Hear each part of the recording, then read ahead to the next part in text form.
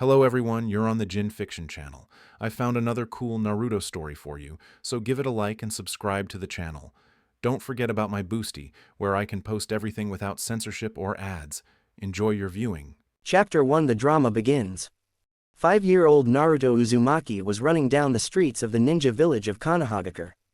He was wearing a white shirt with a red swirl on the back similar to those on the back of the Chunin and Junin flak jackets of the ninja of the village, as well as black baggy pants and black kids' boots, all of which looked old, dirty, and worn out.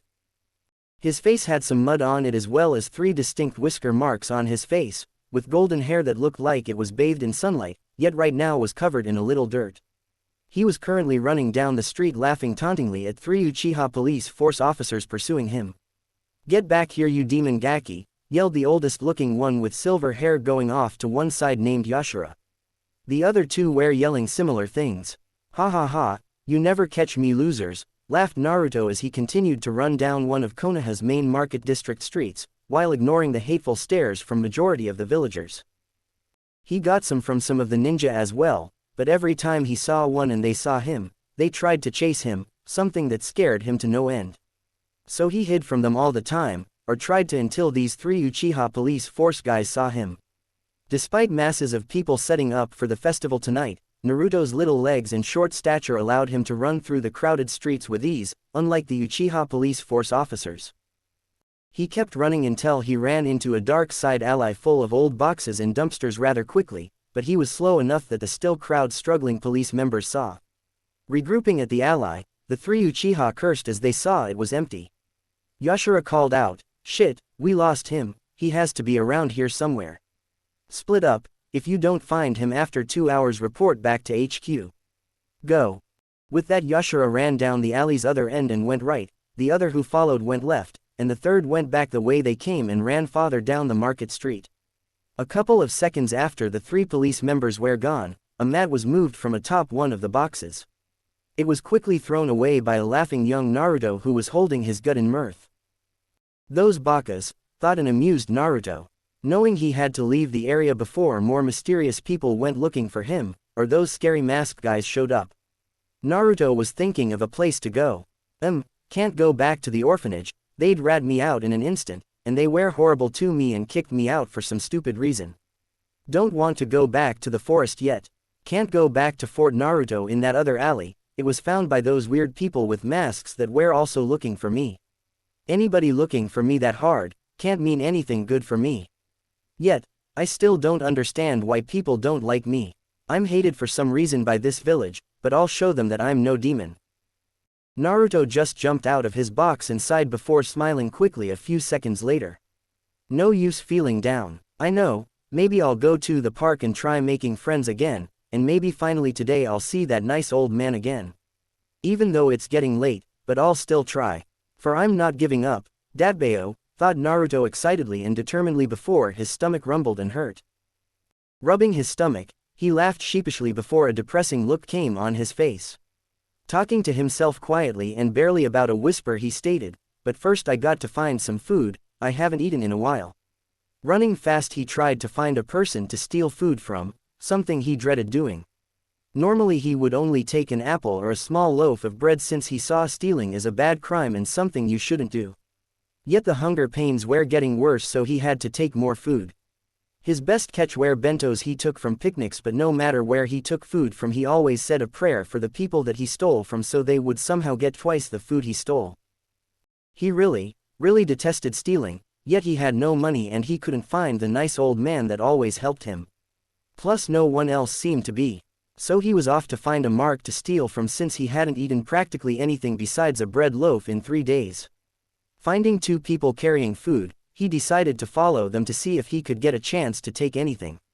One was teenage girl with purple hair tied and done in a way that reminded Naruto of a pineapple, wearing a tan trench coat and matching tan skirt. Blue ninja shoes, with ambu shin guards and mesh undershirt. She seemed to be making lots of noise while bugging this guy with a few nasty scars on his face, with a black bandana, and a large black trench coat and ninja shoes. Naruto also saw that they were wearing the leaf headband signifying them as leaf ninja. Naruto always got the worst beatings from the ninja, but the girl was carrying food bags of some sort, and he liked a challenge. In the past he had to steal from ninjas when the opportunities presented themselves to get food. Water he normally got out of bird baths, buckets, and anywhere he could find it, and that stream in the forest marked 44. Yet, he didn't want to take a risk in a beating, but it only happened when he first started living on the streets a little over a year ago. The mean orphanage matron kicked him out 4 days before this very festival he passed up. Not knowing how to take care of himself, or the dangers, he was almost immediately assaulted. From that day to the day after the festival were hell, and he didn't even remember the last day, just the pain. The constant beatings he received, and random objects being thrown at him, and the foul words they said, especially when they missed. On the last day it was the worst, and when he woke up he saw an old nurse about to stab him with a knife, in this weird white-walled room, that smelled funny, while on a lumpy bed.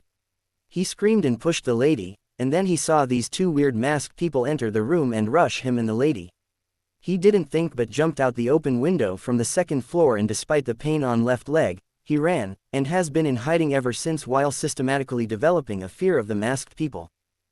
Coming back out of his painful memories, he noticed that stoic and annoyed man toward the women was carrying something that looked like what was described to him once as a cake from the nice old man. He always wanted to try cake ever since, and the chocolate the man gave him at the orphanage was really good. Could cake be that good too? He had always wondered. He had to try it, he told himself, now determined to get some of it no matter the cost. Even though he hated stealing, he didn't want to pass up this chance. He kept trailing them for a few blocks, while they kept talking. Eventually they made it to a place in the center or so in the village. The building was huge, but had few windows. The small blonde-haired Naruto saw them go in, and before the door closed the blonde snuck in silently after them. Inside, he saw the 2 check in at a front desk covered in bars with a small hand slot, and then proceed into a similar set of doors to the ones they came into. All the while Naruto was following, and once again snuck in before the doors closed. He hid behind a couch at the end of the hall near the door that all of them came from. The hall itself white, with a few black couches and many brown doors. Just as quickly as they entered the room they left, while the women seemed very excited, the man was looking a little annoyed.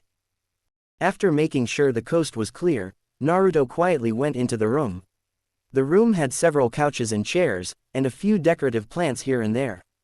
That's not what caught young Naruto's attention though. What he saw had him thinking, jackpot. There were many dishes of random foods, and one big white frosted cake on several foldable brown and or black tables. Naruto would have cried in happiness, had he not grabbed a plate, and stared dishing up some of the food, with some utensils and chopsticks he found next them. He had to admit the food was great once he started inhaling it. Yugao Azuki dressed in the typical Konoha Anbu gear with a gray flak jacket arm and shin guards and gray ninja shoes, while wearing a cat Anbu mask. The thing that stood out the most was her flowing purple hair and violet tanto on her back. The Anbu captain was having a sad day, a very sad day, or should we say year. Even her boyfriend Hayate couldn't cheer her up most of this year. A few months back she found out that her sensei's son was living on the streets. She was no fool. She knew as well as her boyfriend who Naruto really was, and it pained both of them for a hero to be treated as such. Hayate promised to look for him too on his downtime, something that made Yugao fall in love with him all over again. Outside of Kakashi, no one worked as much for the mission to find the long-lost Naruto in her own village than her. She spent months on the mission and sometimes days on end, and she could tell it pained the third to do so, but he had to put the village first and send most of the Anbu out on other missions. Though it seemed like her and Kakashi kept getting the, as the Anbu started calling it, find the Gaki mission, something that endeared her towards the third. Many ninja were stumped how a little kid could evade them in their own ninja village for so long. Finding Naruto was becoming a challenge. Originally some thought he was dead, until they found traces of him in various areas.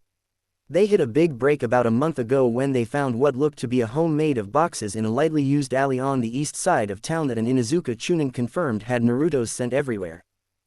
It looked recently used, and search parties were renewed with vigor, though they still couldn't find him.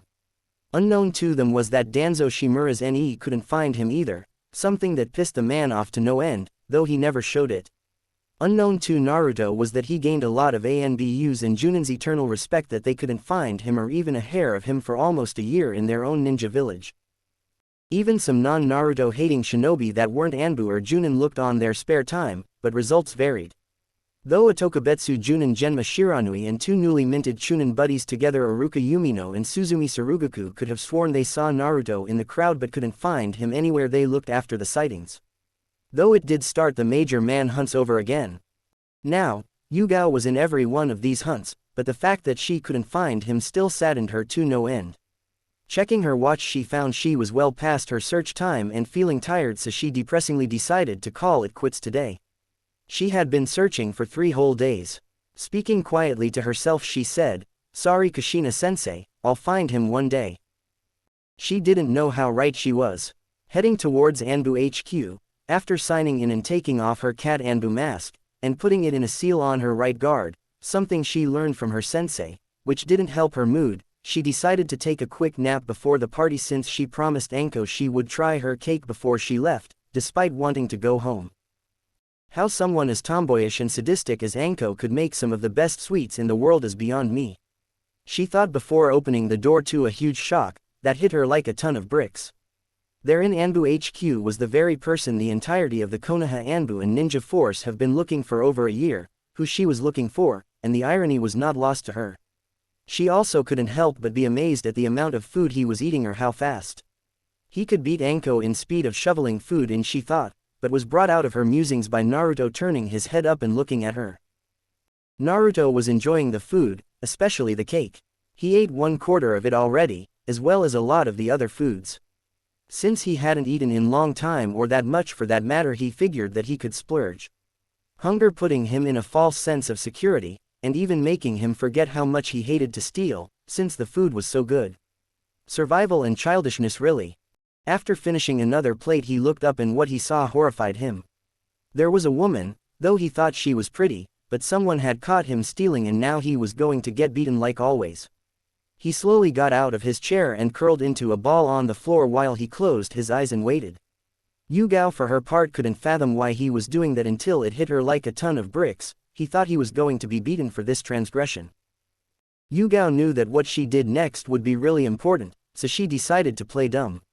She quietly but quickly walked up to him and asked who he was. Something she could see shocked him. There was also something in his eyes she couldn't pinpoint, but could tell one was the feeling for longing and another was extreme pain.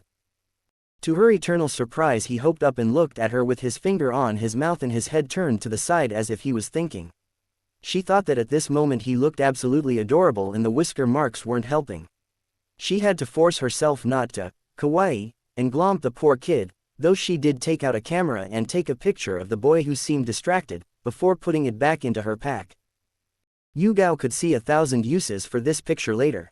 Though the kid seemed to see the flash, and it broke him out of his stupor and surprise. Naruto was still very confused by why the pretty lady was looking at him, that he saw a flash and then turned to her wondering what just happened. So he had to ask, "Who are you, pretty lady?" Yugao for the life of her blushed but didn't know if she should laugh or hit the gaki, all the while thinking that this, she realized, clueless kid was going to be a chick magnet later in life. He's going to definitely look like his father, but if he's clueless like him too. Oh, dear, shaking herself out of her thoughts of the future, she introduced herself as Yugao Azuki, but he could call her Yugao. "I'm Naruto Uzumaki, Dadbeo, Yugao-chan." She smiled and ruffled his head before his stomach growled. She giggled, and started fixing a plate of food for him which consisted of a lot of vegetables, some fruit, and more grains. Since she noticed he went after the meat, potatoes, and sweets. Especially the sweets, and she so hoped that Anko wouldn't be mad about the cake. She was no doctor, but she knew Naruto needed some nutrients in him, from a lack of diet. Turning around she saw Naruto shifting his feet and looking down. When she turned around and handed him a plate, Naruto started crying. "I'm sorry for stealing your food, I was so hungry, it's been a while since I ate." "I'll work it off." Yugao was angry but didn't show it. She wasn't angry with Naruto. No, he was innocently trying to survive. She was angry with most of Konoha and some of the council for letting this poor boy suffer from their ignorance. He was a hero that protected them every day, and this is what they do to him. Ignore, torture, and starve him. He was a child and she would be damned if she let this continue. She would adopt the boy no matter the consequences, and anyone would be damned if they got in the way, she would also contact Tsunade if she had to. Her sensei told her the connection the Uzumaki and Senju clans had between them as cousin clans, and how Kushina's aunt married the first Hokage Hashirama. She would do this all for Naruto and be damned the consequence if it made his life one day better. She though had to think of now for him. It's okay Naruto-kun, why don't you come sit back at the table with your Oni-chan, and have some more food? You're obviously still hungry, she said with a smile that would have melted any man in Konoha. Naruto didn't seem to care about that, he just picked his head in shock at what she was implying. Oni-chan seemed foreign to him, like he didn't know what she was saying. His shock was still evident. He was started to act like a statue, before a rare smile came across his face. A smile that warmed Yugao's heart for some reason, and she though would definitely be getting him some girls in the future. Okay Oni-chan, and he sat at the table waiting for her, but wasn't waiting long as she sat down across from him, while simultaneously setting the plate she made down in front of him. One look at the plate and Naruto crossed his arms, and shook his head, and with a, "No vegetables." Yugao's left eye started twitching, and by now most guys, Anbu, and even Hayate included, would be seen running, but Naruto didn't know this. Plus Yugao got an idea from what her sensei said she used against her husband a lot. She did the dreaded puppy eyes no jutsu on the unsuspecting Naruto. Naruto was stubborn and held, but barley, and shook his head. Yugao could tell this, and although surprised, she decided to add an incentive with the jutsu since she now realized it was Naruto's birthday today, but up the stakes as well. Your new Oni-chan will let you have the rest of that cake if you eat this whole plate, plus one more of my choosing. All the while praying Anko wouldn't kill her instead, though she knew Anko had a soft spot for the boy as well for their similar situations. He agreed so fast and practically inhaled the food, and the second plate of her choosing. Although she was a bit merciful and only gave him half the vegetables then the first one and put beef and rice on his plate and the rest of it, it didn't stop him from inhaling this plate as well. Something she thought she would have to work at with him, or at least get it to his mother's level of self-control. Keeping her promise, she said that he could eat the cake, but he had to do so slowly. He nodded while she asked him questions as innocently and casually as she could in the form of light conversation. After asking where he lived, he told her that he lived in many places. He explained he made a lot of forts. He rather dramatically and affectionately called them all Fort Naruto, which caused her to giggle. His antics reminding her of both his parents in many different ways. Never stopping from his cake, he went on to tell her how some civilians or ninja found some of the places and beat him out of it or wrecked it so he wouldn't come back. He never noticed her eyes hiding in her hair or the dark look on her face. Hell, you probably, if you looked close enough, see hell itself behind her. He then explained how he broke into the junkyard or the sewer, but couldn't get comfortable in those places, so he went to some forest with 44 on it and stayed in there for a couple of days here and there. This scared her to death. She couldn't believe that he would go in there or how he survived thus far. Hell, she was surprised Anko didn't know he went in there since that was her private spot and training field. Damn, she thought, no wonder we couldn't find him. He was constantly moving and he kept going places we wouldn't dream of. He ate another 1/4 of the cake through his story, and she was about to tell him that they were going to visit the old man or Gigi since she remembered what the Hokage told the Anbu and some ninja what Naruto called him. Another thing just like his mother, but never got the chance. A tiger Tenzo masked Anbu came in that looked exactly like her except he had a mask on and his tanto was wooden. Naruto saw him and absolute primal fear came on his face, something that was not missed by either Yugao or Tenzo. Yugao turned her head to address the still surprised Tenzo, but was not expecting Naruto to run away. Though she wanted to face palm so badly when she noticed that despite his shown fear he was running with the cake in both of his tiny hands. He booked past her and under Tenzo's legs, cake and all, and was heading for the entrance. Yugao and Tenzo in pursuit. Naruto was scared of the masked guys and didn't think. He saw how Yugao was familiar with the other one and thought she betrayed him to keep him there till others showed up and they could beat him. He grabbed the cake without thinking and headed to the door, and under the masked guy's legs. Making it to the door, he noticed the tall, dark, and scarred man that he followed into the building but not the young women. Surprise was evident on his face before Naruto tripped and then cake was sent flying toward him. The other half of the cake ended right up on Ibiki Morino's face, something that he would later have a hard time living down. Naruto quickly got up and booked for the door again as the scarred man was trying to wipe his face off. This time sliding under the man, he booked for the door. Getting through that one, he didn't stop as whoever was beyond the counter was yelling out at him to stop, and he made it out the other door. All the while hearing a loud whistle in the background. He didn't know where he was heading, but he figured the park was the best place to hide and hope the scary masked men and women didn't get him. Yugao for her part was confused as to why Naruto was scared of Tenzo. She knew Tenzo wasn't a Naruto hater nor that he would do anything to hurt him. In fact, he was one of the few Anbu that worked hard to find her new little brother. Nonetheless, she knew they had to get him back, so she blew the Anbu whistle to get all neighboring Anbu to her location pronto. The whistle was forbidden to use for just anything, as it took Anbu from their assigned tasks in the vicinity of the whistle, which only works for that same Anbu's chakra signature, to help with what is deemed an immediate emergency of the highest caliber, and all Anbu who responded would get what they call a whistle bonus in pay. Plus, civilians knew that it is serious when the whistle is used and that the sound of it is known to cause a panic. These are the reasons that it is only under very emergency situations that said whistle is used. Yugao hoped no civilians would hear the whistle, which none did, but knew she wasn't going to get into trouble for using the thing. She knew that practically all the Anbu wanted this mission wrapped up, and that the Hokage was looking for his surrogate grandson. So no harm done, but she was not letting Naruto spend another night on these streets, especially being so close. She only hoped that whatever the fear was, he would overcome it. She and Ibiki then brought over 20 Anbu up to speed and told them to fan out in teams of 2. Yugao and Tenzo quickly agreed to be a team, and Yugao was swiftly put in charge as head Anbu of the other teams, since she was also the only Anbu captain among them. She quickly put on her cat mask again, and despite being up for over 3 days went out to find her little brother. I was tempted to just give Tenzo a squirrel mask, lol. I added some lesser used people from canon and did my own thing with them and used in the story for backdrop people, so expect some of them. Please feel free to send me PMs on ideas and thoughts. Chapter 2 First Friends.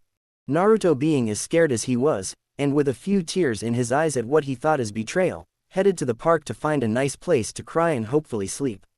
He was weaving in and out of the streets for several blocks very quickly. Seeing the forested part, he thought it would be a good idea to make a detour through the woods to look for a new place to build a new fort Naruto later after his assured escape. Rushing through the trees, he stopped and hid behind one to catch his breath when he suddenly heard talking. Curiously looking over, he saw a sight that angered him, and made him forget about the past few minutes, or how he lost that delicious cake. A small short girl was surrounded by 3 somewhat older looking boys who were making fun of her. She had short Heim-style hair with a blue clip on the left side, was wearing a light blue yakuta with 2 sakura petals on it, and had lavender-tinted pupil-less white eyes that he thought were pretty. "See guys, I told you she was a weakling, she's probably stuck up like the rest of the Hyuga clan," said the apparent leader of the group. The others just laughed and agreed. The girl looked frightened, and was shaking and crying. "Please Santo op," stuttered and begged the girl. Naruto, watching this little scene, was getting angrier. "I'll get them for sure for this," he thought with determination in his eyes. "She should apologize for her clan's rude actions," said the skinny one in front of her. "Agreed," said the apparent leader, on her hands and knees at that, and he never got to finish as a rock hit him in the back of the head. Turning around, while simultaneously rubbing his head with his left hand, he and the other 2 boys were on alert. "Who threw that?" demanded the leader. Naruto jumped out from his hiding spot behind the tree, stuck his tongue out, turned around and ran back behind the tree. "Get him!" yelled the leader at the others as they ran behind the tree in both shock and anger. As they were rounding the tree, Naruto swung back a large branch and let it go. Before the 3 older kids could act, it promptly hit them square in their faces, sending them tumbling down to the ground in a heap. The 3 bullies looked up in a daze, before all 3 were punched hard in their faces. With a big grin and pointing toward the girl, Naruto declared, "That's for her, you baka bullies." Naruto never noticed the big blush that appeared on the girl's face after he declared that. The bullies seemed to be coming around after that declaration, and in complete spontaneous yet protective action while laughing at the bullies, he grabbed one of the still blushing girl's free hands, and ran. As the duo continued to run to nowhere in particular through the park, Naruto never noticed the girl's now completely red face, which could rival a tomato in redness, and was still getting darker. They kept running all of through the wooded sections of the park, but finally stopped running near a pond surrounded by rocks of varying sizes and under a shady willow. The girl was panting, but Naruto was only a little winded. After getting his bearings, Naruto held out his hand and said, "Naruto Uzumaki, want to be my friend?" The girl was still red and looked at his hand for a long second, until she shyly shook his hand and stuttered, "Hi Inata Hyuuuuga, de thank you for saving me, and suri I be furry nds with you." Naruto just flashed her his foxy grin, before doing what could only be described as a kitty victory dance while shouting, "I got my very first friend, Yahoo!" Hinata could only giggle at his antics. Still blushing but with only a tinge, she finally got a good look at her savior, and all she could think was, "Those whisker marks are cute." Her blush, which was mostly gone by now, was now once again in full swing. Naruto never noticed, before he suddenly hugged Hinata tightly as she swung her arms up and down in panic. Almost fainting. "Yeah, we'll be the best of friends, okay," yelled Naruto excitedly. In which Hinata, blushing redder than a tomato even and looking more like a volcano after bursting, could only nod in embarrassment and slight happiness. Letting her go, excitingly asked her if she wanted to play tag, and she, not trusting her voice, could only nod. Naruto was having fun for the first time he could recall, and they were having so much fun that they forgot all of the important stuff like the kids they were, and missed that it was getting dark. They mostly played tag, but also I spy and hide and go seek. The fun and games finally hit a snag when Naruto, being it in another game of tag, tripped again, and tagged Hinata on the chest where her breasts would come in. She went into full-fledged blush mode, and started to wobble. Remembering her mother, who was joking at the time and not that she knew, telling her that a guy touching her chest was a sign of marriage. Naruto, being the dense and educated but seriously dense kid that he was, started to panic. "Hinata-chan, are you okay? You're not sick, are you?" asked Naruto as he steadfastly put his forehead to hers. Poor little Hinata, already on the edge of fainting, only had two thoughts before passing out finally. "He called me Hinata-chan, and he's touching me close again," before promptly passing out. Naruto, still in a panic and still with a childlike mind, could only think of one thing: "I got to find a doctor, and fast." Not wanting to leave his new best friend by herself, he softly and gently grabbed her arms and put them around his neck and positioned her around so he was carrying her on his back. Remembering that there was a festival celebrating the Yondaime's defeat of the Kyuubi, Naruto figured that someone there would be able to help him. "I was hoping to enjoy it tonight, since the orphanage lady never let me go," he thought.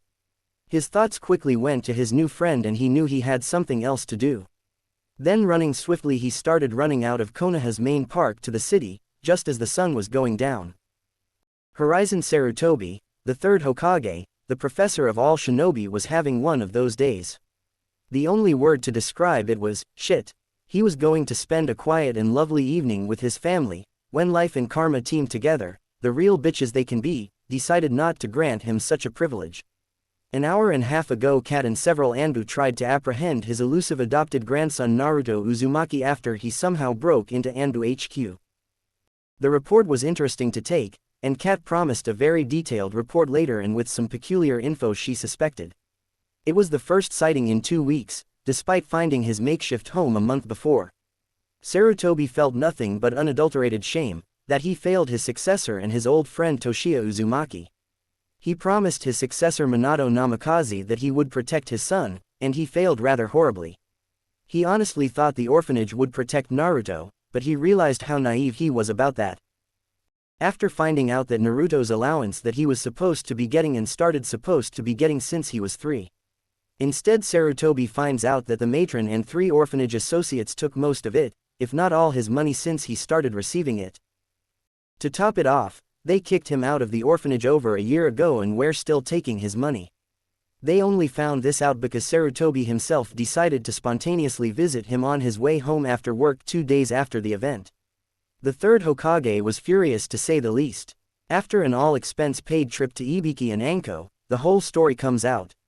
Naruto got extra chores, almost none of his allowance, was shut off from the other kids, taught almost nothing at the orphanage via basic schooling or almost anything at all, locked in his room a lot, given meager amounts of food, and simply kicked out and being called ungrateful for sneaking out of his locked room and getting caught eating food in the kitchen.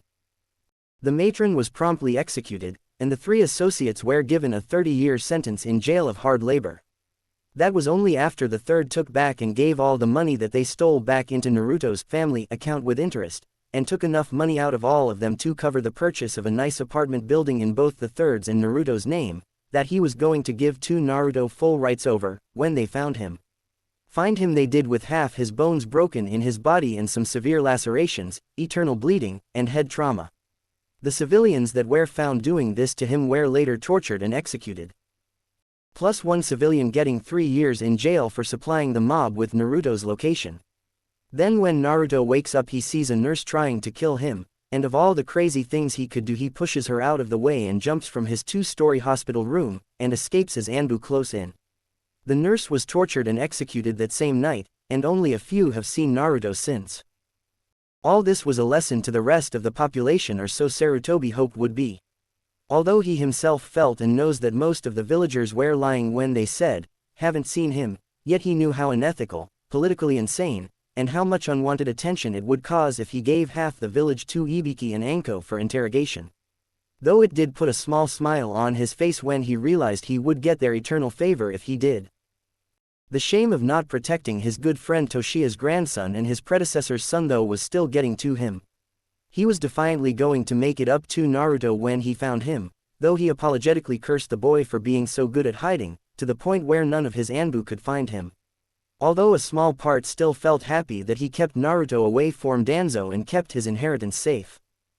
Especially the money with the bank owner, an old friend of Minato and Kushina, and an ex-ninja, and one of only 4 civilian council members that weren't a pain in his ass.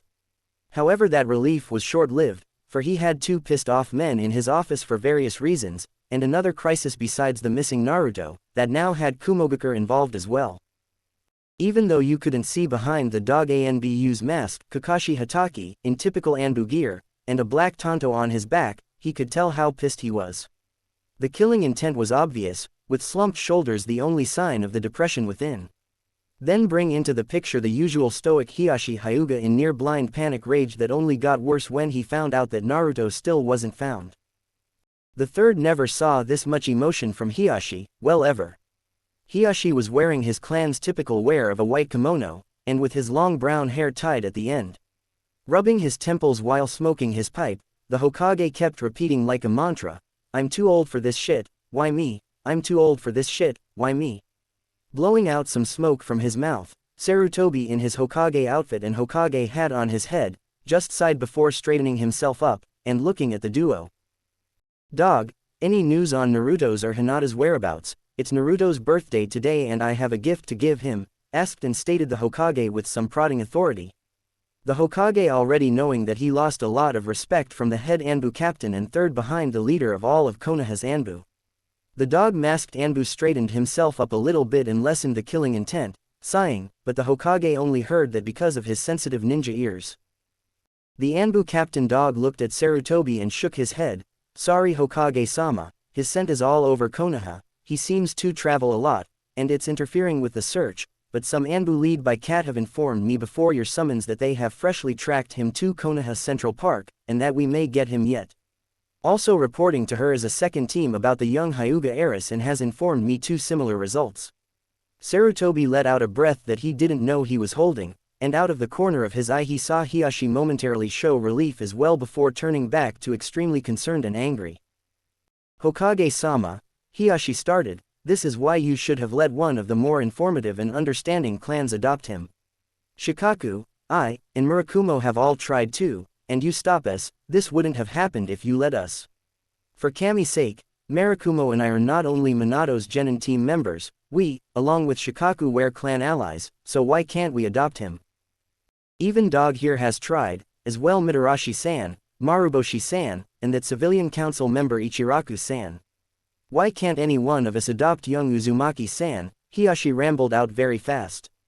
Once again the Hokage felt his age, never liking that he had to take up the hat again or let it concede to possibly Danzo. "Hiashi, I've already explained this," started the Hokage in a professional tone. "You, Shikaku, and Murakumo are all clan heads, and that particular adoption could start clan feuds and many questions.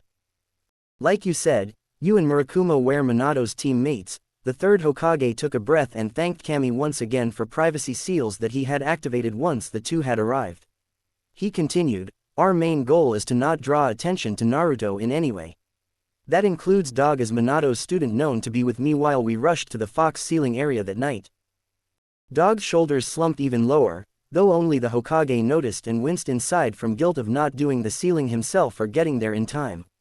Shikaku is also the Junin commander, which doesn't help his case, plus everyone knows Naruto have some universal reason for doing almost anything outside of watching clouds and breathing, and Anko-chan's ex-sensei's reputation already puts problems on her. We don't need to add Naruto to that mix. My old friend Kosuke would be a good choice, but his reputation and abilities are highly respected and I don't want him to lose that because of ignorance, as well as the fact he's the only other person who came with me to the scene that night. Besides Junin Hamaki Mimura, Dog here, and Anbu Tuna doesn't help, it will make people question him and why as well. I also don't want to dump problems on his daughter-in-law, granddaughter, and Manabu, or I might just have allowed him to. That's too much for them to handle right now, especially since his son and Manabu's wife died in the fox's attack. Though I know they won't feel hatred toward him, it still might cause them problems in the future. The old Hokage sighed. Tuna and Hamaki have both asked me as well, but before they submitted the official paperwork, but I said no. I myself would have liked to. My family can tell the difference between a kunai and a scroll, but that would defeat the purpose and only make questions and make him a possible target. All of this is to make him as small a target as possible, as well as to keep him away from any sort of Danzo's influence and clutches. Giving to a non-ninja family like the Ichirakus, who I know were close to the family, and mean well, will make Naruto and them vulnerable. However, I will be the first to admit I have failed Naruto, and when we find him I will make it up to him.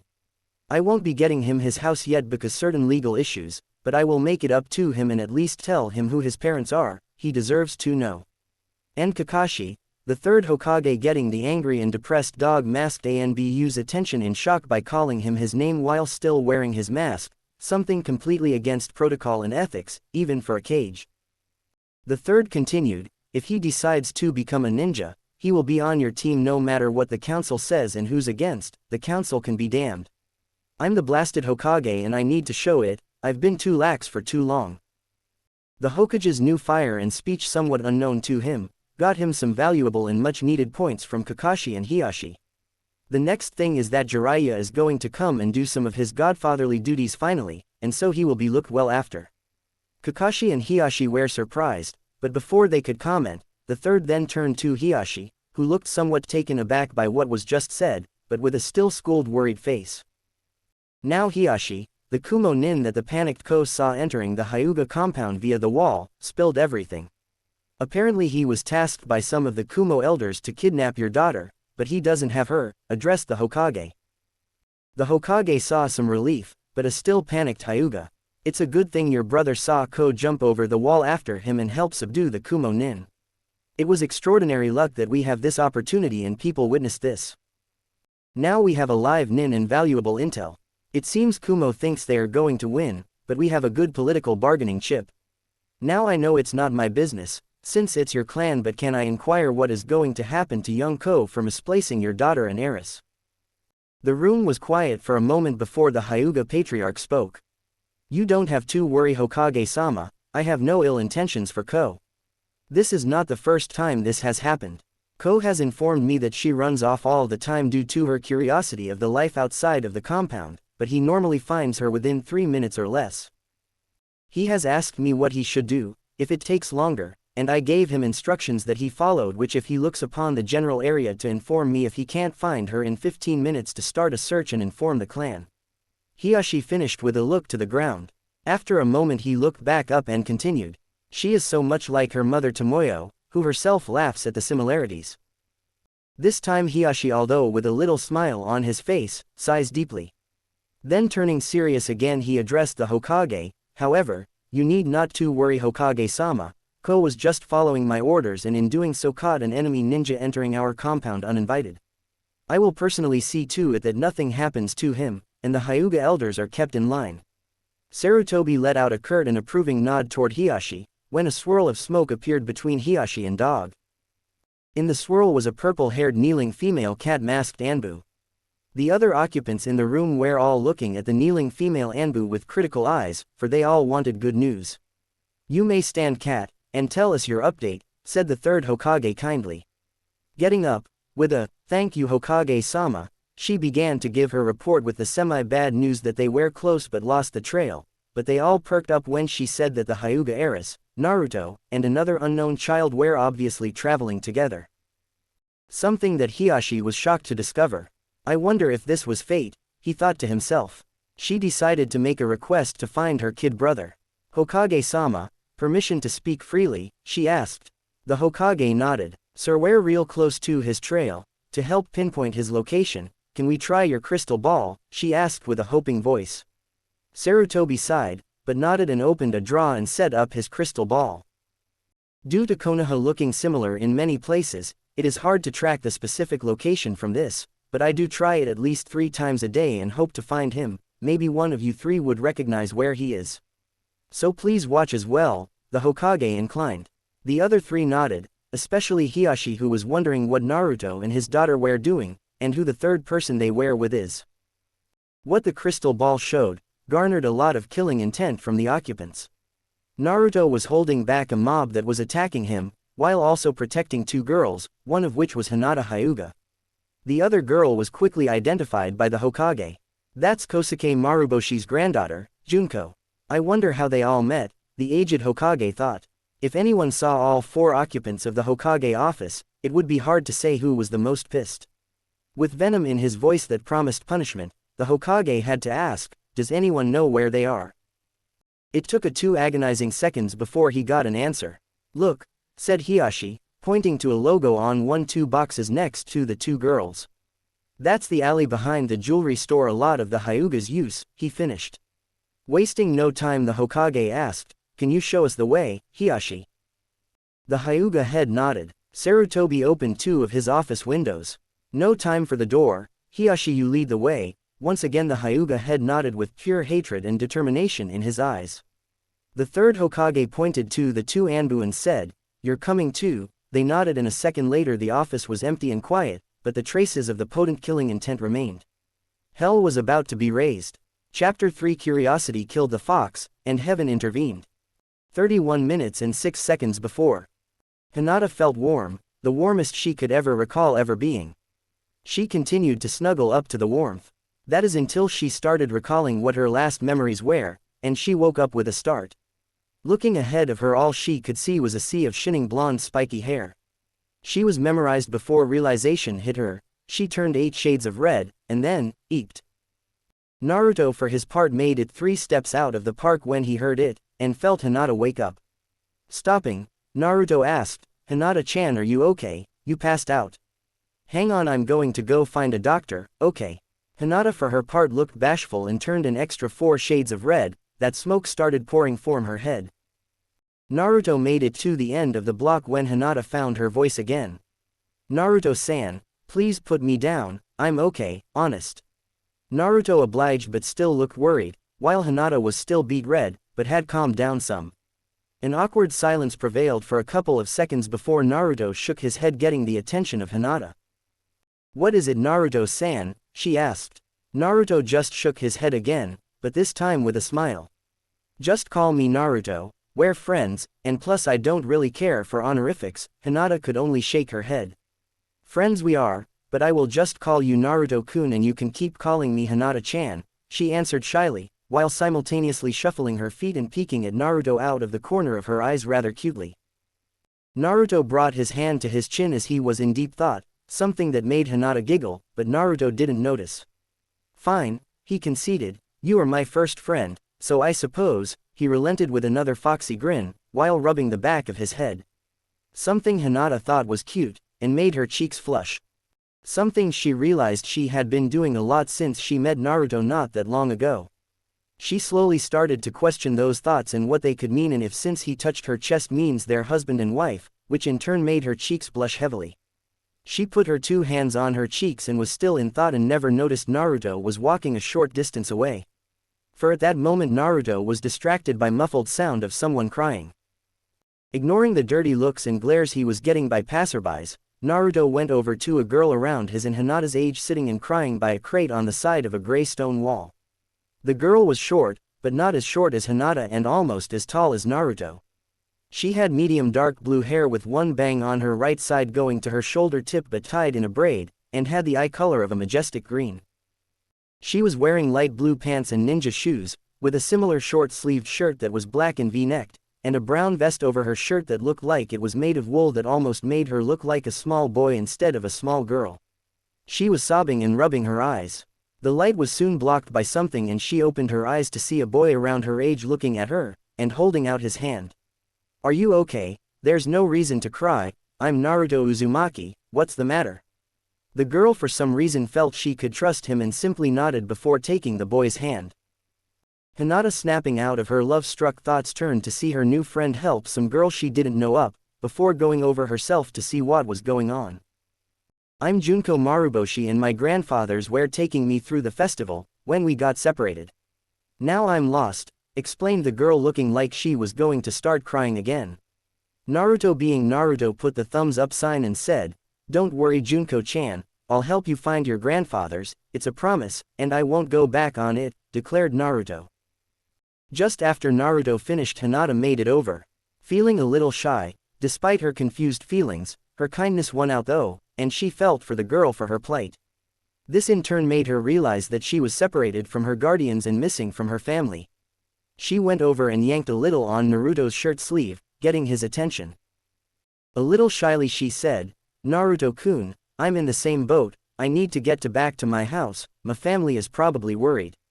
Naruto didn't even hesitate. "Then I promise to help you get home to Hinata-chan." Then turning to look from one girl to the other twice, he suddenly and dramatically pointed from to the other girl. "Hinata-chan, this Junko-chan," then pointing to Hinata he finished with, "Junko-chan, this is Hinata-chan, my friend."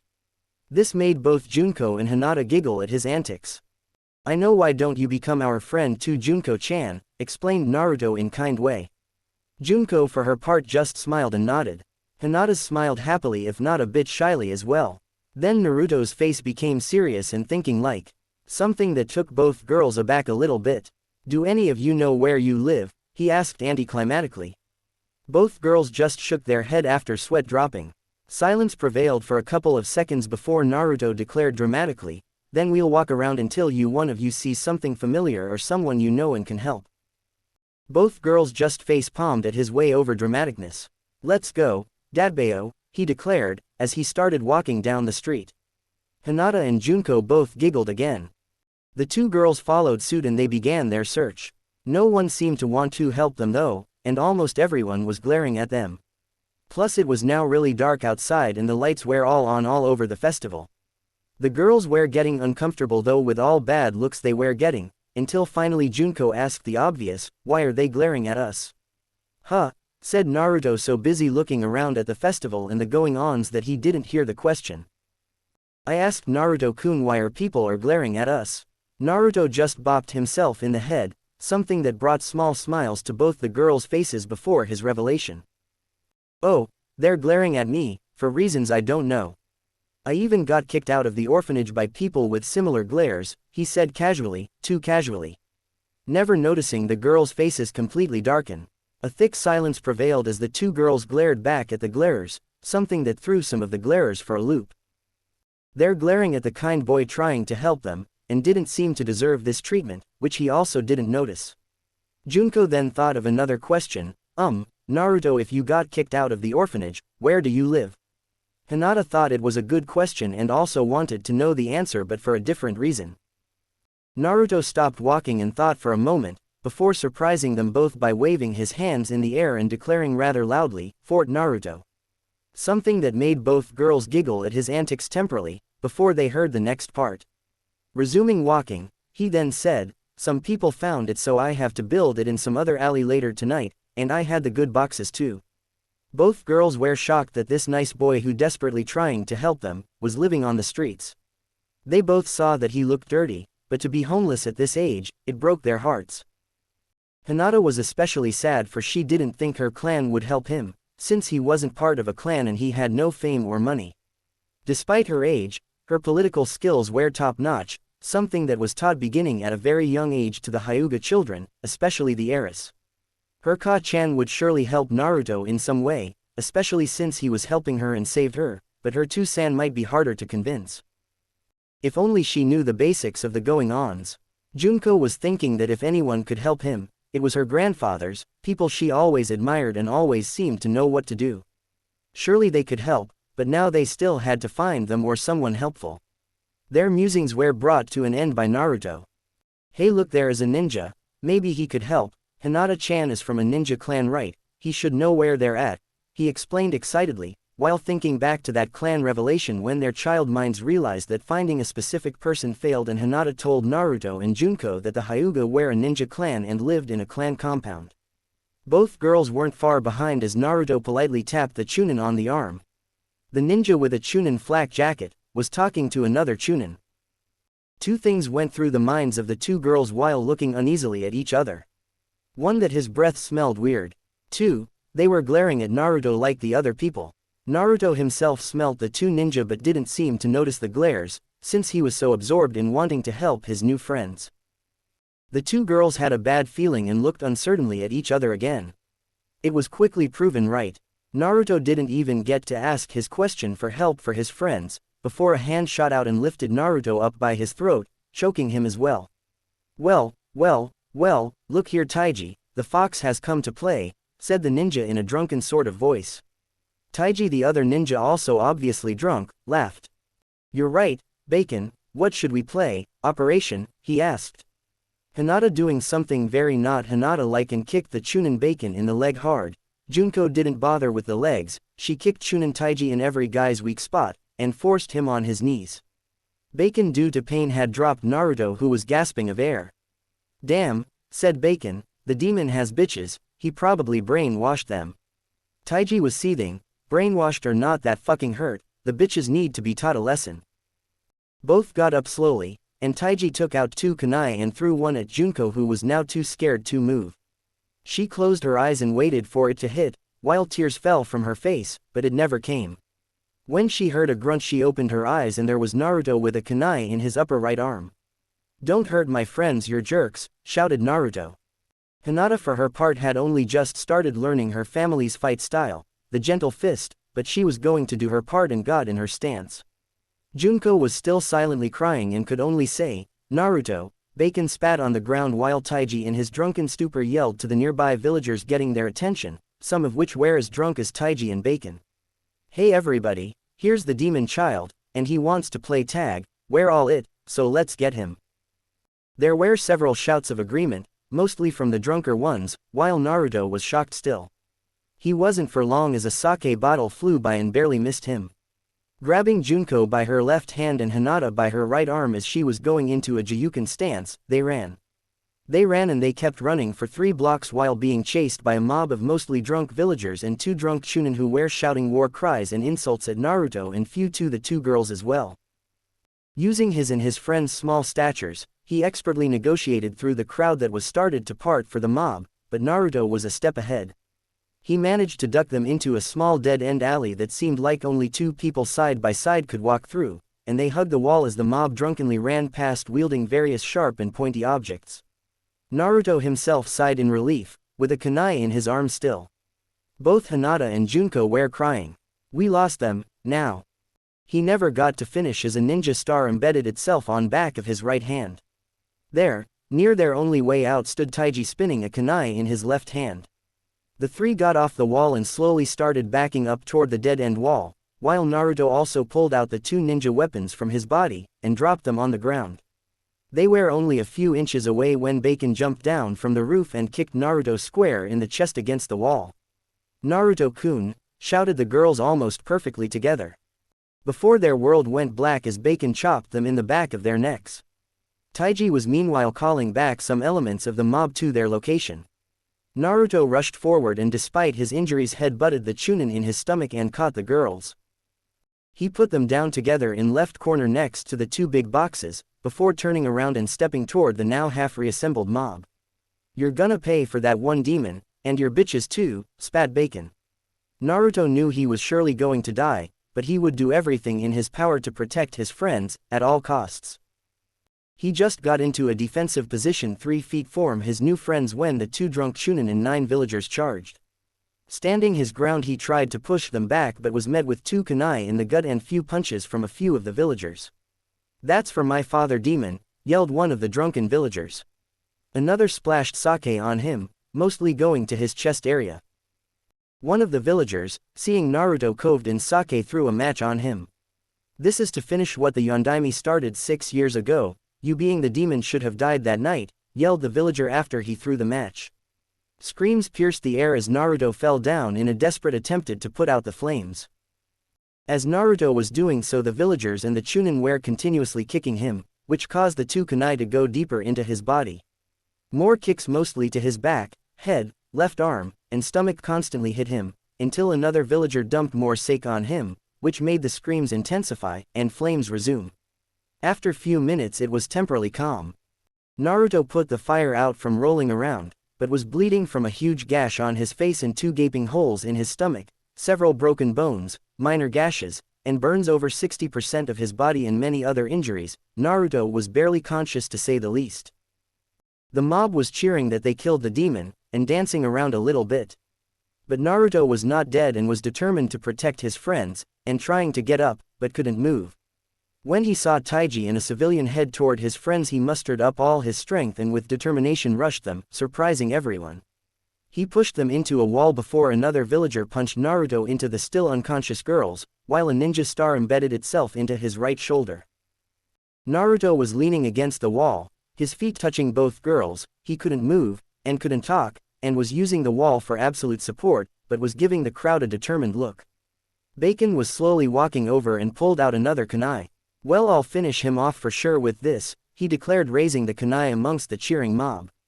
Naruto didn't have the strength to go on, and had tears leaking out his face as he solemnly thought, "I failed my friends."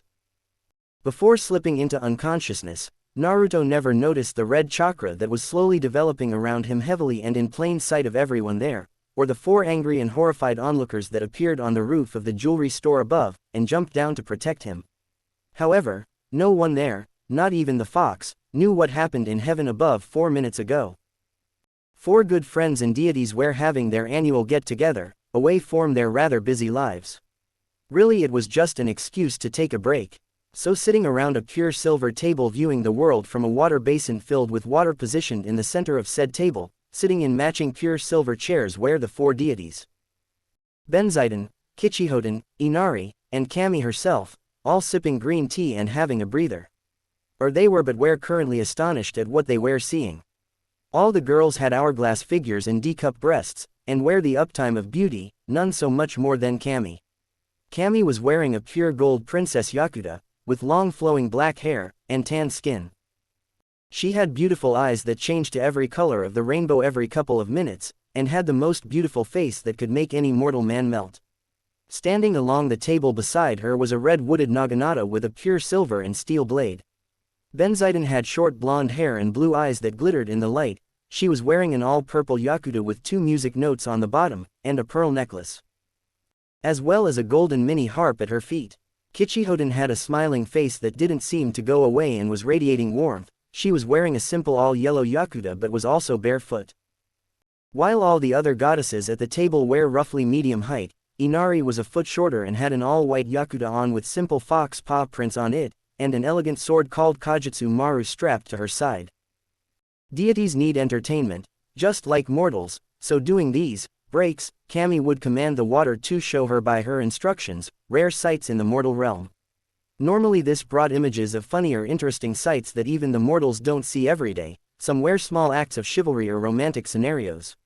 Others were just plain odd or overly dramatic. However, right now the 4 deities were stock still and surprised, as well as angry and impressed. Some things that was hard to do to 4 of the most powerful deities in the realm. I was always sad to see the Uzumaki clan go. I gave them my blessing for warrior protection to the entire clan, something I normally do to one person, not an entire clan. However, even I couldn't interfere when Kumo, Iwa, and Aim massacred them due to our ancient and binding laws, but they sure took a lot of them with them. That damn ungrateful and pathetic Madara had to play deity and harm my creation Kurama. Then his minion had to unleash him a second time. Now both my creation and the one of the only 4 Uzumaki left in the world is about to die due to drunken fools who can't understand the basic definition for the word sealed. At least he's going down like his ancestors, explained Inari in sad voice that was only half true. Benzaiden patted Inari on the back to comfort her, although her words didn't help, but that's not what was going on. Too bad, he was such a charmer, knowing some mortal laws I could have had fun with my blessing. There was silence for a second before Kichihoten spoke in mock sadness. I second you on that one, Benton-chan. That young Uzumaki really does deserve happiness. I mean, he's trying to save his 2 new friends while practically mortally wounded that was caused by misguided hatred toward him and alcohol. Fujin's blessed clan is the Namikaze and Sujin's blessed clan is the Jakado, and they would be sad to see him go. He's the last of these blessed clans, and they might owe favors to whoever helps him. Last of 3½ bloodlines, but has 4. The mock sad looks continued as Benzaiden took the floor again. I know, right, Kichi-chan, what were those bloodlines again? Oh, yeah, chakra chains, the rest of the Uzumaki bloodline, Mokuden, fast travel, and water shaper. Meaning he is last of 2 of those clans, and between the other 2 he only has 1 relative and the other he has 2. Not to mention he was the child of prophecy. We the deities as a whole made him such to bring an era of peace, for it needs to happen, and more importantly because we all want an extended break up here in heaven to have a simple extended vacation with little interruption and less paperwork. At least he will get to meet his dad and mom, for all the mortals think that that seal he used to seal the fox will forces him to stay in the stomach of the Shinigami for all eternity. Too bad that mortals can't completely play deity, and only Kami-chan here gets to decide who belongs in heaven or hell. Plus it doesn't hurt that the Shinigami can only stomach evil or bad souls. The other 2 just nodded, besides Kami, in mock depression. All of which were looking at Kami out of the corner of their eyes, and smirking on the inside.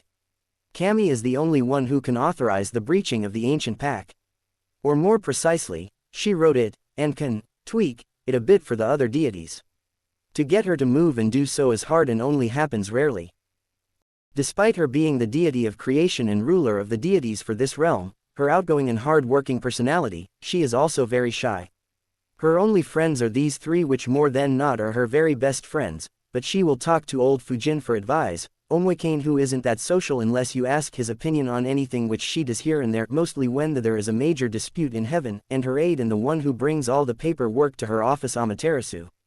Uzume no Uzume talks to her like a big sister, and she doesn't mind it, but she also forces Kami heavily out of her comfort zone with her wildness, but Kami does consider her a friend. She just has too much fun and forgets to visit until she drops in unexpectedly. Kami herself had a weird look on her face, and she knew what her friends were trying to get her to do. She couldn't help but agree with them, but the paperwork and Amaterasu's scolding that was sure to come from this was not something she looked forward to.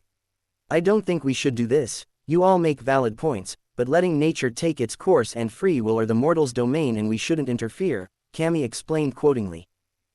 Her friends looked crestfallen but still determined, something Kami knew meant trouble for her. Before she could contemplate anything else, a pair of hands started grouping her breasts. Fighting in her seat and trying to get the strong hands off of her, she also almost immediately smelled alcohol. Uzume-chan, stop, begged Kami to the tall deity in a red yakuta with sakura blossoms all over it covering J-sized breasts, but a rip on her left sleeve and a giant open sake bottle tied to her obi. Come on Kami-chan, aim no Uzume-kud. I have the biggest party planned and I can't do it until that young mortal brings peace. Me and Fujin have been making sake up the wazoo, so let's do something to help them out. Kami was hit dumb for a second as Uzume stopped fondling her. Them, Kami screamed, before Uzume fondled her harder, causing her to moan. The others were all embarrassed but listened closely. Yes, them, continued Uzume, still seemingly absent-mindedly fondling Kami's breasts while her face showed she was thinking. A fact not known to mortals is that Uzume was infamously spot on with odds and predictions, and is well informed, which made her a horrible person to bet against during the monthly deity poker night. That one Anbu Kakashi has lost his whole team, his father, his sensei, his secret love, and adopted family, and the way things are going it's going to get worse, and if we help him, he'll help that young Uzumaki better, which will bring our much-needed vacation faster. His clan will also go back up into full clan status, if I think what might happen. Then there's as the current Hokage. He will die by his predecessor's seal, the only thing you almost sent the Yondaime to hell for all the paperwork it caused. The third Hokage will probably die trying to kill that pain in the ass Orochimaru, that has been a pain in the ass forever and has even caused me undue amounts of paperwork in my department of revelry. If we help him, the job will get done properly and the paperwork will lessen, and his son would also live and we can stop Kazuma sooner, which would cause less paperwork, and many lives will be saved. If Hiyashi is helped, then so will Hinata, and his wife wouldn't be secretly assassinated by some of those blasted Hyuga elders, and the curse seal will be gone by that prevention. That would lessen the paperwork for you for all the centuries to come, and I can finally throw a party at the Hyuga compound. Now if that last Anbu is helped, her boyfriend will be saved and cured. That's also if we help Naruto out as well, but if we do help her, she will marry her boyfriend and bring happiness to Konoha through many people. This will also help Naruto as well. Plus they and their kids will develop a new form of kenjutsu and start a dojo and a clan, and one of their kids will also become a medic nin of great standing and help the world and save lives.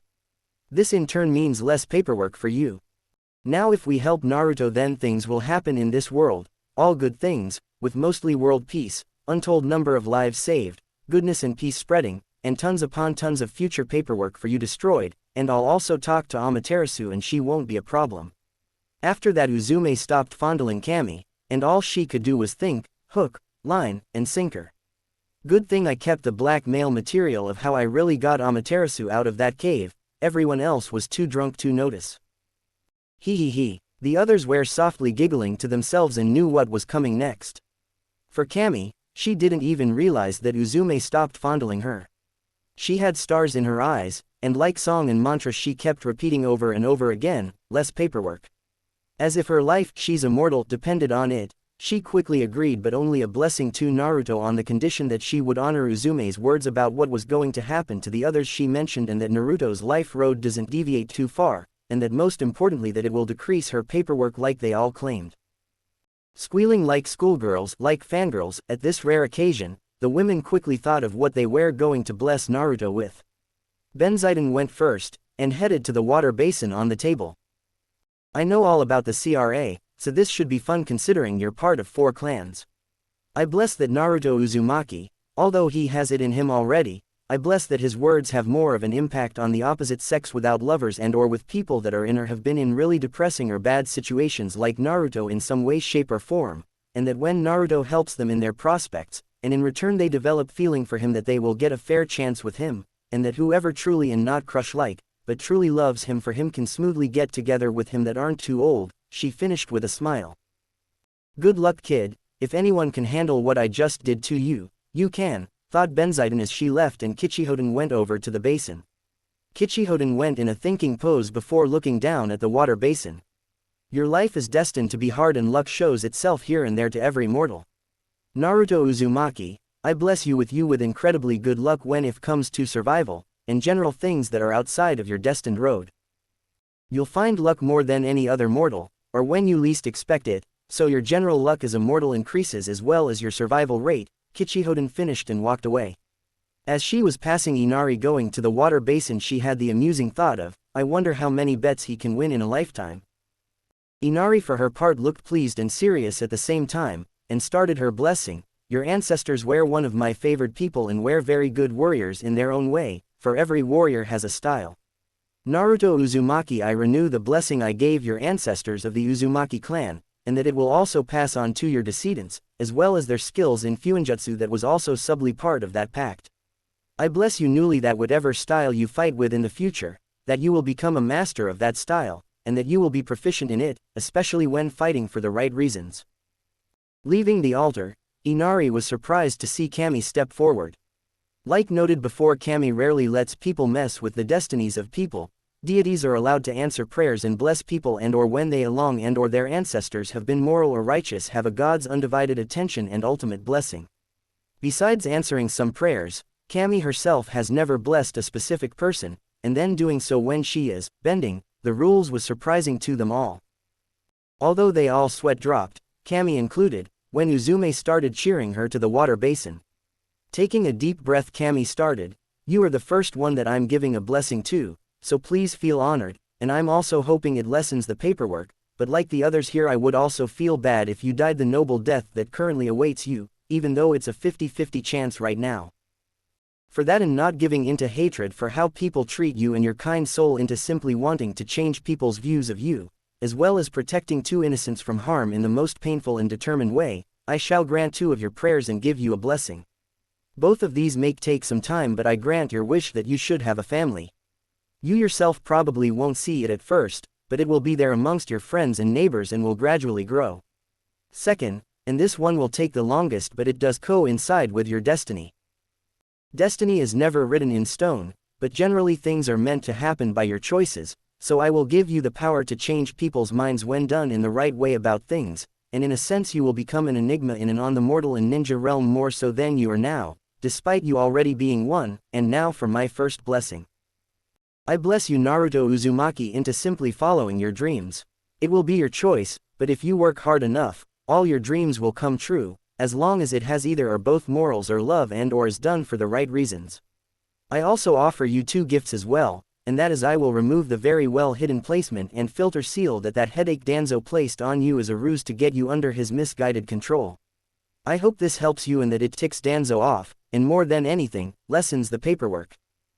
I also will give you Kyuubi's other chakra back in hopes that it helps you. The seal would have given it back eventually, but I'll let it happen sooner. Kami smiled, bowed to Naruto in the hope lessening the paperwork, and strode next to the others who have blessed him. All eyes turned to the still partially drunk Uzume, who had the most mischievous smile on her face that worried Kami to no end. Uzume, being the ornery and fun-loving person she was, hobbled over to the water basin with an evil grin. She had always wanted to do this to someone simply out of curiosity and entertainment purposes. Well, the first part anyway, she wanted to make him drunk-proof, but the Kyuubi would just get rid of the alcohol in his system anyway. Naruto Uzumaki, I bless you with the power. The others leaned in and Kami was starting to sweat at the possible problems this could cause. Uzume was looking like she was thinking long and hard, but inside she was laughing and thinking how much fun this was going to be. Like your mother before you, you will be a prank master, and that your whisker marks and when you rub them and start purring will be passed down to your kids, despite the fact you yourself don't know this can happen to you yet, and she finished with a laugh. The other 4 face-palmed, all the while Kami was sighing inside. Knowing her, that could have been worse, and the problems it could have caused, oh, the horror, but at least she didn't do something too bad, I think. Kami thought long and hard, just hoping that blessing alone wouldn't cause her major problems. After the blessing, Uzume steered the conversation to what kind of favors the 5 could ask from Fujin and Sujin for saving the last descendant of their 2 family clans and possibly expanding it in the future with their blessings. During that rather entertaining hypothetical conversation, Amaterasu found them and she started berating Kami for irresponsible behavior. She was quickly silenced and red-faced by Uzume when she whispered something in her ear and left rather quickly, making the other women both curious at what Uzume refused to tell them what she said, and a good round of laughter at the poor deity's plight. All the while young Naruto Uzumaki was having an increase in red chakra surrounding him. A minute before Kami finished her blessing, the Kyuubi no Yuko, the great 9-tailed demon fox, the lord of all demons of the realm, was having a bad day. No, let's rephrase that. The great demon fox was having a shittiest, worst day that he can plainly recall since being sealed into a human gaki by the Yondaime Hokage 6 decrepit years ago, and that's saying something since it's forced to live in a sewer.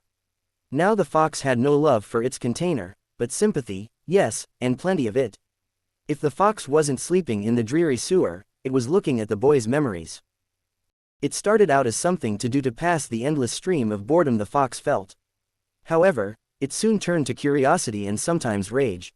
Rage for the fact that people were calling its container, warden, and ultimate jailer as the demon, or Kyuubi, and confusing him with the gaki, and sympathetic rage for how people treated its container. For even a demon wouldn't treat a kid like that, but also curiosity. Its container didn't hold an ounce of animosity towards any of the village for it. Instead, its container seemed to want prove all of them wrong and do the best that he can to placate the wrong that they felt he did, and the fox had to admit with grudging respect that the boy was good at hiding.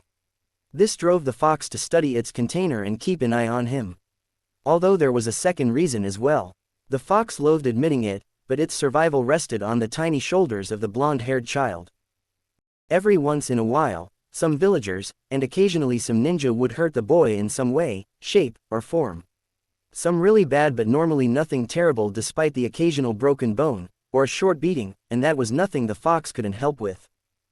Even with the boy's Forsaken seal keeping him in, he found he was at least allowed to indirectly protect himself from harm. However, now the great demon fox was pumping chakra into the boy for dear life, wondering if the kid could hold long enough for his grandfather figure or someone else to come save them both, or they would surely die this night. Come on Gaki, I don't think you can hear me, but for the love Kami, hold on. You don't want to die in front of your potential mates, do you? The fox tried to encourage. Shit, what a way for us to go, it's not even his fault. The fox's attention went to the two seals as it was starting to glow, and it felt it old chakra that he would never feel again return. The fox had practically memorized both seals of his cage, from being in here so long, but even he never saw them glow. The second seal completely disappeared in tatters, to the surprise and slight curious glee of the fox. Then he noticed that the 4 small circles near the right upper corner of the original seal start to turn and felt his chakra spike. Plus his chakra started to flow more evenly and better through the seal, and with more chakra now, to his still curious glee, he started pumping it like crazy. Then he felt his old chakra return, much to the fox's joy and curiosity, but he decided to dwell on that later. Mused the fox in slight admiration. I don't know how, but the human's annoying first seal is destroyed. Now I can pump him with more chakra, and if that one spinning circle is what I think it is, we may make it yet. Yelled the fox in glee in his head, as he started repairing his container. Naruto Uzumaki. I feel that human's grandfather figure and several other familiar signatures approaching. Should I interfere with what I believe is about to happen, or do I wait and see where this goes? Thought the fox. Honest curiosity as well as years of imprisonment of boredom in a sewer finally overrode the fox's survival instinct. I can now always pump enough chakra to stabilize him, so fuck it to hell and let's see where this goes, laughed the fox in his head. If only he knew how destiny changed drastically by this simple decision the fox made, and by the 5 deities above. I wish I could see their faces, but it looks like we're heading for the unknown, thought the fox with a mischievous gleam in his eyes, before it started laughing loudly. Please note that I'm using an older for of Microsoft Word and that it sucks, and now that I got autocorrect off, I'm trying to fix all of the things it keeps telling me are wrong, most are not, and the shit is getting annoying. Anyway, the next 2 chapters will be out soon after I re-edit them from Word, and even though I got a job, thank God, a lot of it is going to bills, my now broken TV's replacement, and school, which I also started. Chapter 4: The Hokage's SOS. When the Hokage and his group came to the rooftop overlooking the scene, Sarutobi wasted no time. Cat, dog, head to the entrance of the alley, don't let anyone in or out, Hiyashi, you're with me. They all nodded, and were all leaking massive amounts of killing intent. Everyone jumped to their stations while the Hokage and Hiyashi jumped down in front of the group, who had started to back away some when Naruto had started heavily leaking out the fox's orangish-red chakra.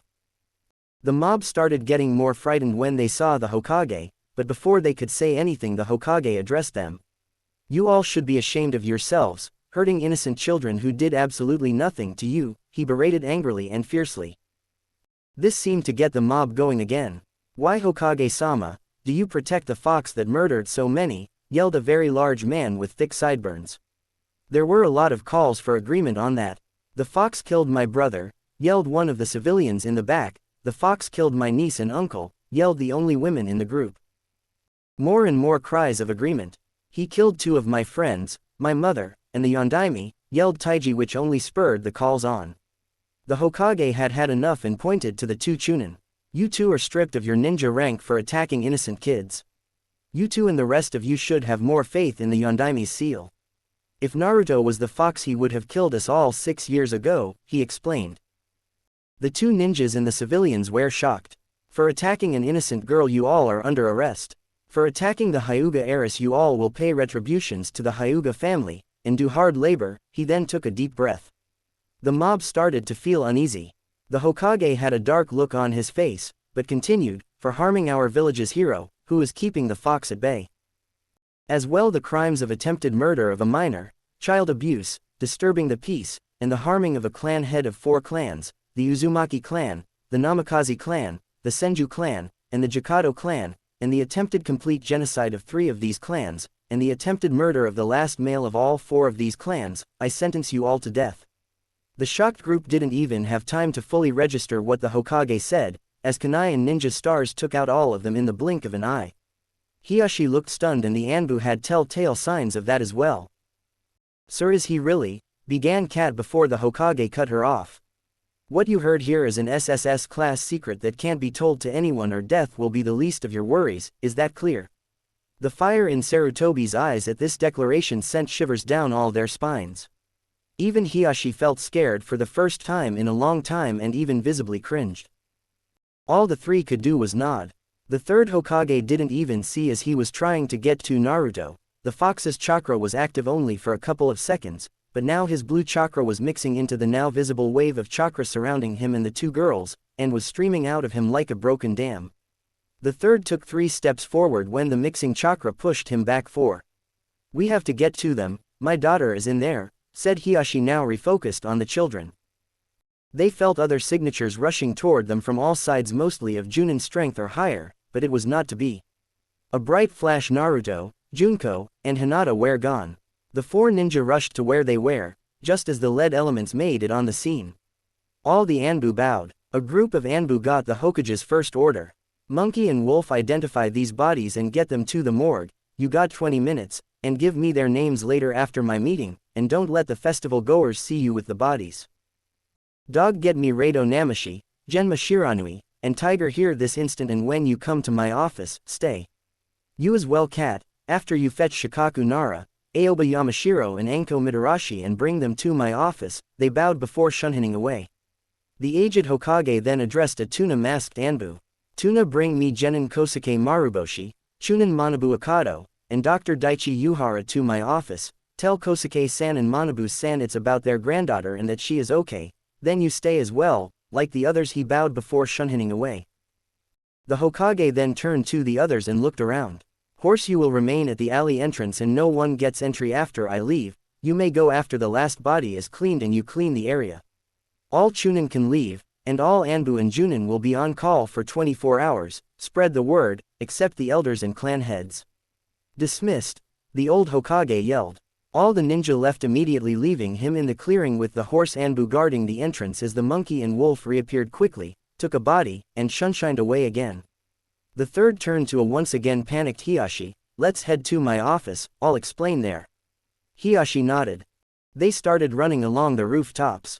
They made it halfway to the Hokage's office when a flash of smoke appeared in front of them and were instantly on guard. They sighed in relief when the smoke cleared and showed a small old-looking green toad with a red and white vertically stripped snow hat and scarf, and black circular glasses. "Hi, I'm Waldo, and Master Jiraiya has told me to inform you that the 3 children that you are looking for have ended up into a protected waterfall, and the 2 others not of the legacy are shook up, but okay, and that the legacy is being taken care of by a doctor and that Jiraiya himself will bring them back when he heals, as well as giving you a full report on his actions in this incident when he returns." "What should I tell him?" Hiyashi let out a sigh of relief, and the same time so did the old Hokage, who in turn looked at Hiyashi, at the same time thinking he could help his old friend and counterpart Osumu in Takigakure with his slight money problem. Getting the hint, Hiyashi said, "It is fine if it's Jiraiya-sensei is protecting them. My daughter wanted to explore anyway, and if there are Kumo nins still hunting for a free Hyuga, she will be safer with him, so the decision is purely yours, Hokage-sama." The Hokage nodded and addressed the toad summons. "Waldo-san, tell Jiraiya-kun that is a fine and agreeable course of action and that the Hyuga clan head also agrees, but to not come back until the legacy is fully healed and alright, as well as that we will be sending a sum of money by Kakashi soon that is going to help him in Waterfall for all expenses, and to give them all the money no matter what, and not to leave until he gets there. Plus that Kosuke and Manabu should be fine with this course of action as well." The old green toad bowed with a, "Will do," and puffed back to Jiraiya. "With that, we got a meeting to get to Hiyashi, so let's inform the others," spoke the Hokage with relief in his voice. Hiyashi nodded and they started running again to Sarutobi's office. Before they walked into the door, the Hokage summoned a hidden Anbu and told him to send word that the on-call Junin and Anbu alert order be cancelled, and also told his secretary that she could go home for the day. When the Hokage and Hiyashi walked into his office, all the people he asked for were present and accounted for. They all bowed. Before the Hokage could start, Kosuke standing next to a very worried Manabu who looked just as panicked as Hiyashi once was asked, "Hokage-sama, I was told my granddaughter is alright. Where is she? Half begged, half requested Kosuke in his usual mess shirt and brown wool vest, black ninja shoes, black ninja pants, an old gray tanto on his back, and white ninja tape on his ankles. He looked as old as the Hokage and had gray hair with a small ponytail on the top of his head. My old friend, that is why we're here. She, from what I last saw of her before she was unintentionally teleported away, was unharmed, and the message I received says she's fine. That is also why I called this meeting. That's why I called you all specifically here, explained the Hokage with a determined yet neutral face. Now Anbu, demask yourselves, I'll activate the privacy seals and close the windows. Manabu and Kosuke let out breaths they didn't realize they were holding. As the Hokage was doing those things, the dog-masked Anbu removed his mask only to see a young-looking ninja with a half-masked face, a leaf headband over his left eye, and a better view of his silver gravity-defying hair.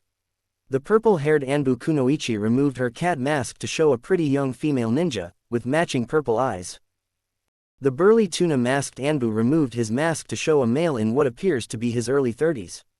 He was bald, had a small scar under his left eye going diagonally down to the middle of his cheek, tall, no eyebrows and a small but pointed dark brown pencil-thin mustache. He pulled out a gray ninja headband and started putting it around his neck, but during the whole thing he looked calm and curious. The tiger-masked Anbu removed his mask to show a ninja headband on his head with face guards that was gray and similar to the one that the second Hokage used to wear, and a ninja shirt over his chin and spiky brown hair and big brown eyes. Shikaku, in his Junin vest and uniform and lazy atmosphere and look, asked lazily, "Lord Hokage, may I ask what this troublesome problem may be?" Sarutobi could literally see the gears in Shikaku's head working, and knew he probably figured some of the details out. The Hokage opened a drawer on his desk, got out his pipe, stuffed it with his favorite tobacco, lit it, and took a big puff. The Hokage just looked at the assembled group, some of which were getting antsy, and spoke very casually. "What I'm about to tell you all is between an A rank and a SSS rank village secret. All of you assembled either know some of the facts, most of the details, none of you all know some of what the others know, not everyone who knows everything is here, not all that know some things are here, and none of you all know all the details and facts, yet you all know who Naruto's parents are." This straightened everyone up. Some of you even might have figured some of this other stuff to be revealed out. It would have been nice if Murakumo, Jiraiya, and Tsunade were here as well. Murakumo and his family are on vacation in Hot Spring Country and should be back in 2 days. Tsunade's whereabouts are unknown, but I'll talk to Jiraiya about that when he returns, which should be soon. Jiraiya as well though already knows all this, but we will get to him in a minute. Simply put, young Naruto Uzumaki has activated one of his bloodlines. There was silence for a moment, but surprise was evident on several people's faces. "What does this have to do with my granddaughter, Hokage-sama?" asked Manabu, still in a slight panic. He had the typical Chunin flak jacket over a fancy brown vest and white t-shirt and light green tie under the brown fancy-looking civilian vest. He also had small circular glasses with no earpieces, and shaggy, thick brown hair, and a medium-long brown mustache that ever so slightly went off his face. He was average height if not leaning on the short side, and thin. His leaf headband was over his forehead, but the leaf symbol part was over the right side of his head, and he looked to be in his earlier middle 40s. Sarutobi sighed. "I think it would be better to show you all and then I'll answer questions, and explain fully what is going on." He then motioned everyone to the crystal ball which was still on his desk, and activated it, showing what was last seen on it. The killing intent flooding the office would have killed any civilian, and Kosuke and Manabu were giving off more than anyone else. Even after already witnessing it before, the Hokage, Hiyashi, and the demasked dog and cat-masked Anbu still let some release. Good thing that there was an anti-killing release seal mixed into the privacy seals so no one felt it outside the office. After things quieted down, and people got their bearings, the Hokage spoke first. "The crowd was condemned to death by me, and Jiraiya sent a toad to me on my way here with Hiyashi. Simply put, he was apparently doing some business in Takigakure, and sent a cryptic message that we easily understood. It stated that Hinata and your granddaughter Junko, Kosuke and Manabu are just a little shaken but okay, and that Naruto is in stable condition." There were many sighs of relief at that. Hiyashi and I informed the summons that delivered the message that they could stay there until Naruto was okay to travel and that Jiraiya himself would bring them back while the village would pay for any fees that might occur. Is this acceptable to you, Kosuke-san and Manabu-san? Manabu was hunched over in pure relief and simply nodded. I'll explain this to my daughter Eri so she doesn't have a panic attack. While Kosuke nodded in agreement and the Hokage nodded then in understanding. Shikaku then asked a question that had been bugging him. Hokage, I can tell this is going to be really troublesome, but you said one of his bloodlines. What did you mean? Then the Hokage straightened himself out, and got his business face on, and went into his professor of all shinobi look, and continued.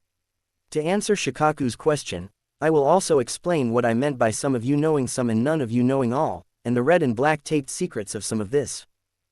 However, as some of the most trusted and best qualified ninjas in Konoha, I must ask you to take an oath to never reveal what I'm about to tell you unless I, Naruto, or Jiraiya give you permission. Can you swear this oath of silence? No hesitation was needed as all the gathered ninjas said, "Hi, Lord Hokage." Sarutobi just sighed and started rubbing his temples before continuing. First, I would like as little interrupting as possible until I finish, and to say that Jiraiya and I are the only one besides you very soon who knows the full story. Tsunade will be informed, and this will hopefully convince her that all is not lost and to return to the village. Knowing her, she'll come. First, what you know of Naruto's heritage is not all of it. Yes, Naruto is the last Namikaze and is the son of Kushina and Minato.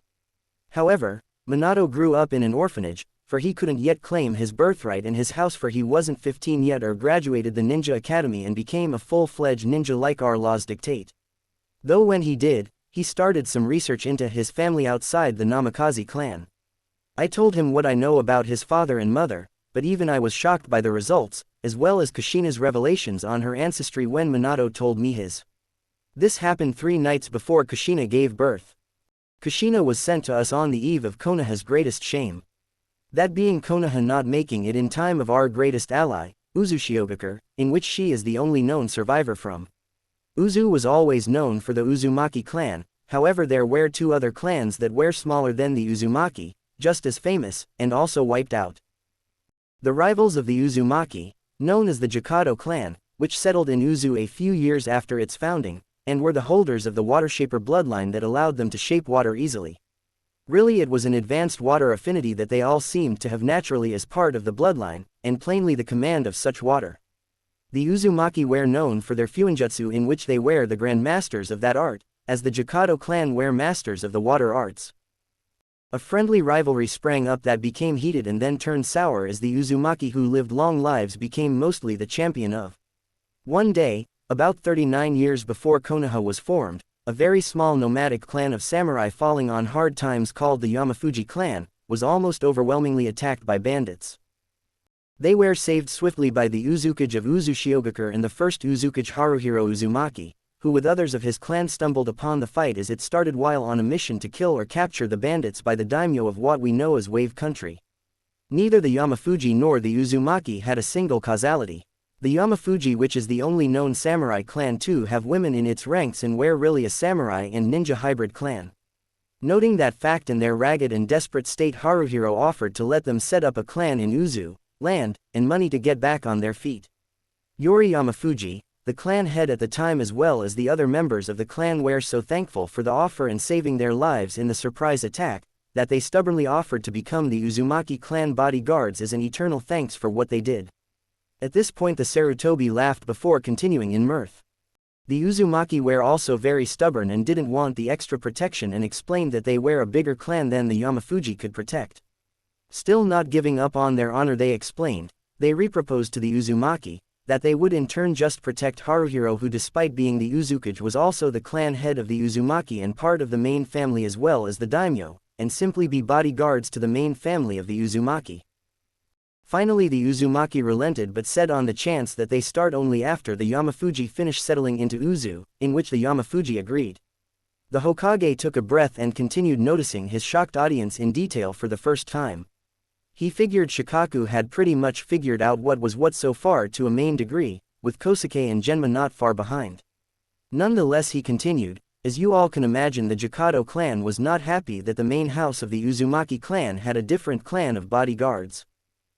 There was no sign of a civil war, but the small island country definitely hit a rough patch. The Jokado clan's clan head Denjiro, who was an elderly man, decided to fix things with a proposal.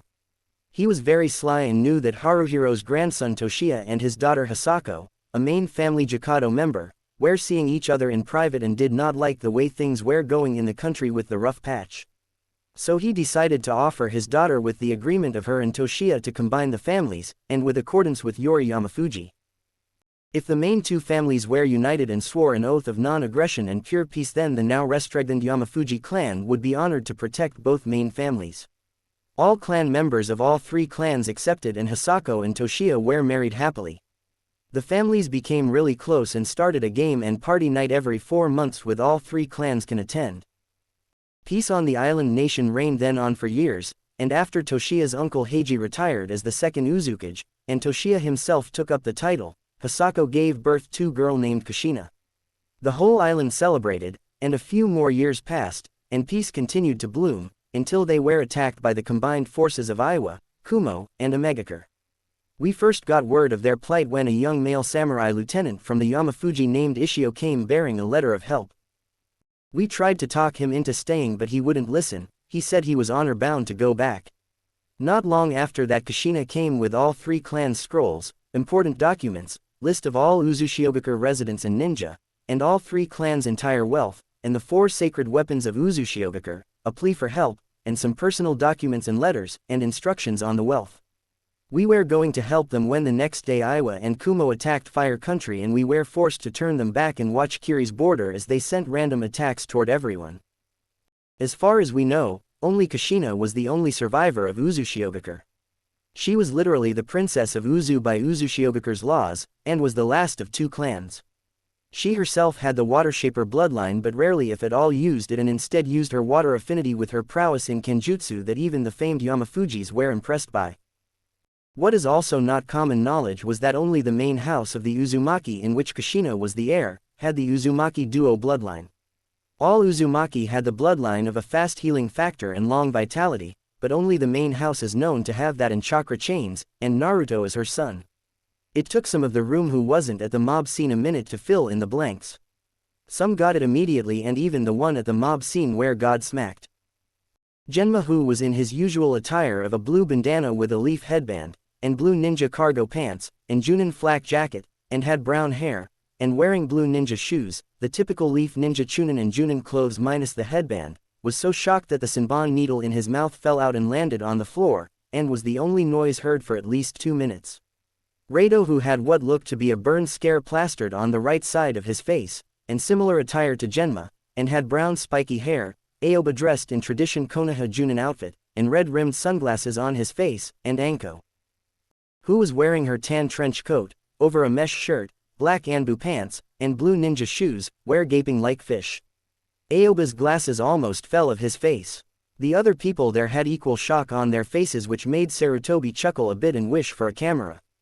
Especially concerning Hiyashi, Haro, Aoba and Shikaku's faces, 4 men known to never lose their cool. Finally, the once cat-masked Anbu named Yugao Azuki spoke up. Are you saying that Naruto's got the bloodline of Kushina-sensei and the Jokado clan on top of the Hiraishin? I didn't even know the Hiraishin was a bloodline. Sarutobi nodded, causing a new round of gawking, but he wasn't finished yet. We'll get to the Hiraishin in a minute, but no, he has one other bloodline as well. He has a very high chance at having the Mokuton ability as well, Sarutobi threw out there with a sigh, before he started counting in his head. 3, 2, 1. What? Yelled out practically all the room. After another brief pause, the once tuna-masked Anbu named Haro Amaki had to ask, are you sure, Lord Hokage, and how does he have that? Before Sarutobi could answer, Shikaku spoke up again. It was one of Minato's parents, wasn't it? All eyes turned to him, and he seemed still lazy but with an atmosphere of surprise and shock around him as he continued, it was probably his mother from what I can put together, am I right, Hokage-sama? The third nodded while then continuing the story. Yes, Shikaku, the Senju clan head after Tobarama-sensei, Kiyoshi Senju didn't like that Toki Senju's daughter Amaya Senju married into their rivals the Namikaze clan, and though didn't disown her, hushed it up.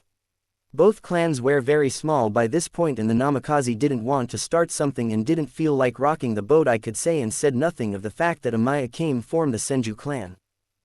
Amaya married the then Namikaze heir, Shohei Namikaze, and they eventually had Minato. Amaya was a younger cousin of Sayuri Senju by 15 years, and Sayuri was Mito's daughter. Sayuri had 2 children named Nawaki and Tsunade. So in a nutshell, Naruto is Tsunade's cousin and his aunt, and Minato didn't find out until 3 days before Kushina gave birth due to a wide-range circumstances. The silence in the room was longer this time, but then Shikaku took the floor again. "How do you know he's got those bloodlines, Hokage-sama?" The Hokage then motioned for Dr. Yuhara to speak up, in which he picked up in an instant, while all eyes turned to him. He was very short, had black hair with gray highlights, a doctor's coat over a Junin vest, and black Anbu Medical Corps pants, which looked like normal Anbu pants but with more pockets, and black ninja shoes, and a stethoscope over his neck. He looked to be in his early 50s. A lot of this is new to me, but I knew Naruto's whole heritage. I'm the Hokage's personal doctor. I'm also been assigned that same title to Naruto Uzumaki. Minato, in case he died, left a letter addressed to Sarutobi with a blood seal that would only open for him or Jiraiya. The letter had instructions on part of it, as all I was informed on his heritage to test for potential bloodlines on the secrecy of death. I found that he does have the entire Uzumaki bloodlines, the Hiraishin bloodlines fast travel, and the Jikado bloodlines water shaper. After the first Hokage Hashirama, there has been no one else with the Mokuton ability. Tsunade only had a 13% chance of having it, if that, and equal chance to pass it on if she had kids.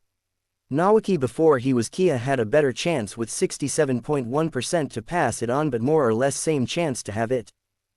Naruto on the other hand scored a 96.4% in the chance that he could have it, and or equal chance that he could pass it on if not a percent more. We checked all the necessary blood samples we had, and he is 120% confirmed to be the heir or potential heirs of all of these clans. Genes don't lie. Normally bloodlines don't mix like this, but through my independent study approved by Hokage-sama, I found that the Uzumaki genes seem to allow multiple bloodlines to be added on to a person. The Uzumaki clan was huge, and it was very rare for a member to marry outside the clan, but there wasn't a rule against it. They just didn't do it much, and as far as we know, Kushina was the only one to be the child of an Uzumaki and an outside bloodline wielder. On the other hand, we still don't know if he definitely has the Mokuton as an ability yet, for that is a rare if not tricky to be sure about, for the Senju were very secretive and only Tsunade can tell us and or let us have access to the Senju clan scrolls on such an event. She left though 2 years before Minato did his wonderful but solemn 1 year in office. He finished with recollection in his eyes. After a brief moment of silence, the once tiger-masked Anbu named Tenzo Yamato, who during the good doctor's talk, people in the room were periodically staring at, spoke up.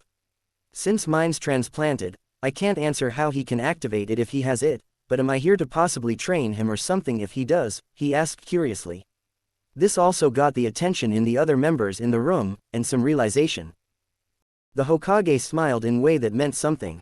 The problem was for the people in the room were if it was something they are going to like. The Hokage started to chuckle before composing himself once again, and speaking seriously yet started out regretful. "I have failed Naruto, I really have. That does not mean I have to continue with that path. None of you here are Naruto haters. Though the village has scorned him and doesn't know the difference between the tea and the cup. The legacy he has is great, yet he despised while his family is glorified. So I as your Hokage am asking, not ordering you all, some of the most trusted ninja in the village to help an old man out. Jiraiya will probably make amends with Naruto in his own way, but for me, I'm asking you for help with Naruto, and in extension you will be helping him by training, keeping an eye on him, support, and political help and pull, but my question is, will you grant it?" This threw people in the room for a loop of surprise. The Hokage realized he couldn't do this alone and was asking for help. Kakashi was first and said with his patented eye smile, "Hi Hokage-sama." Others followed suit with Shikaku, then Anko, and all the way down the line, all with grins and smiles.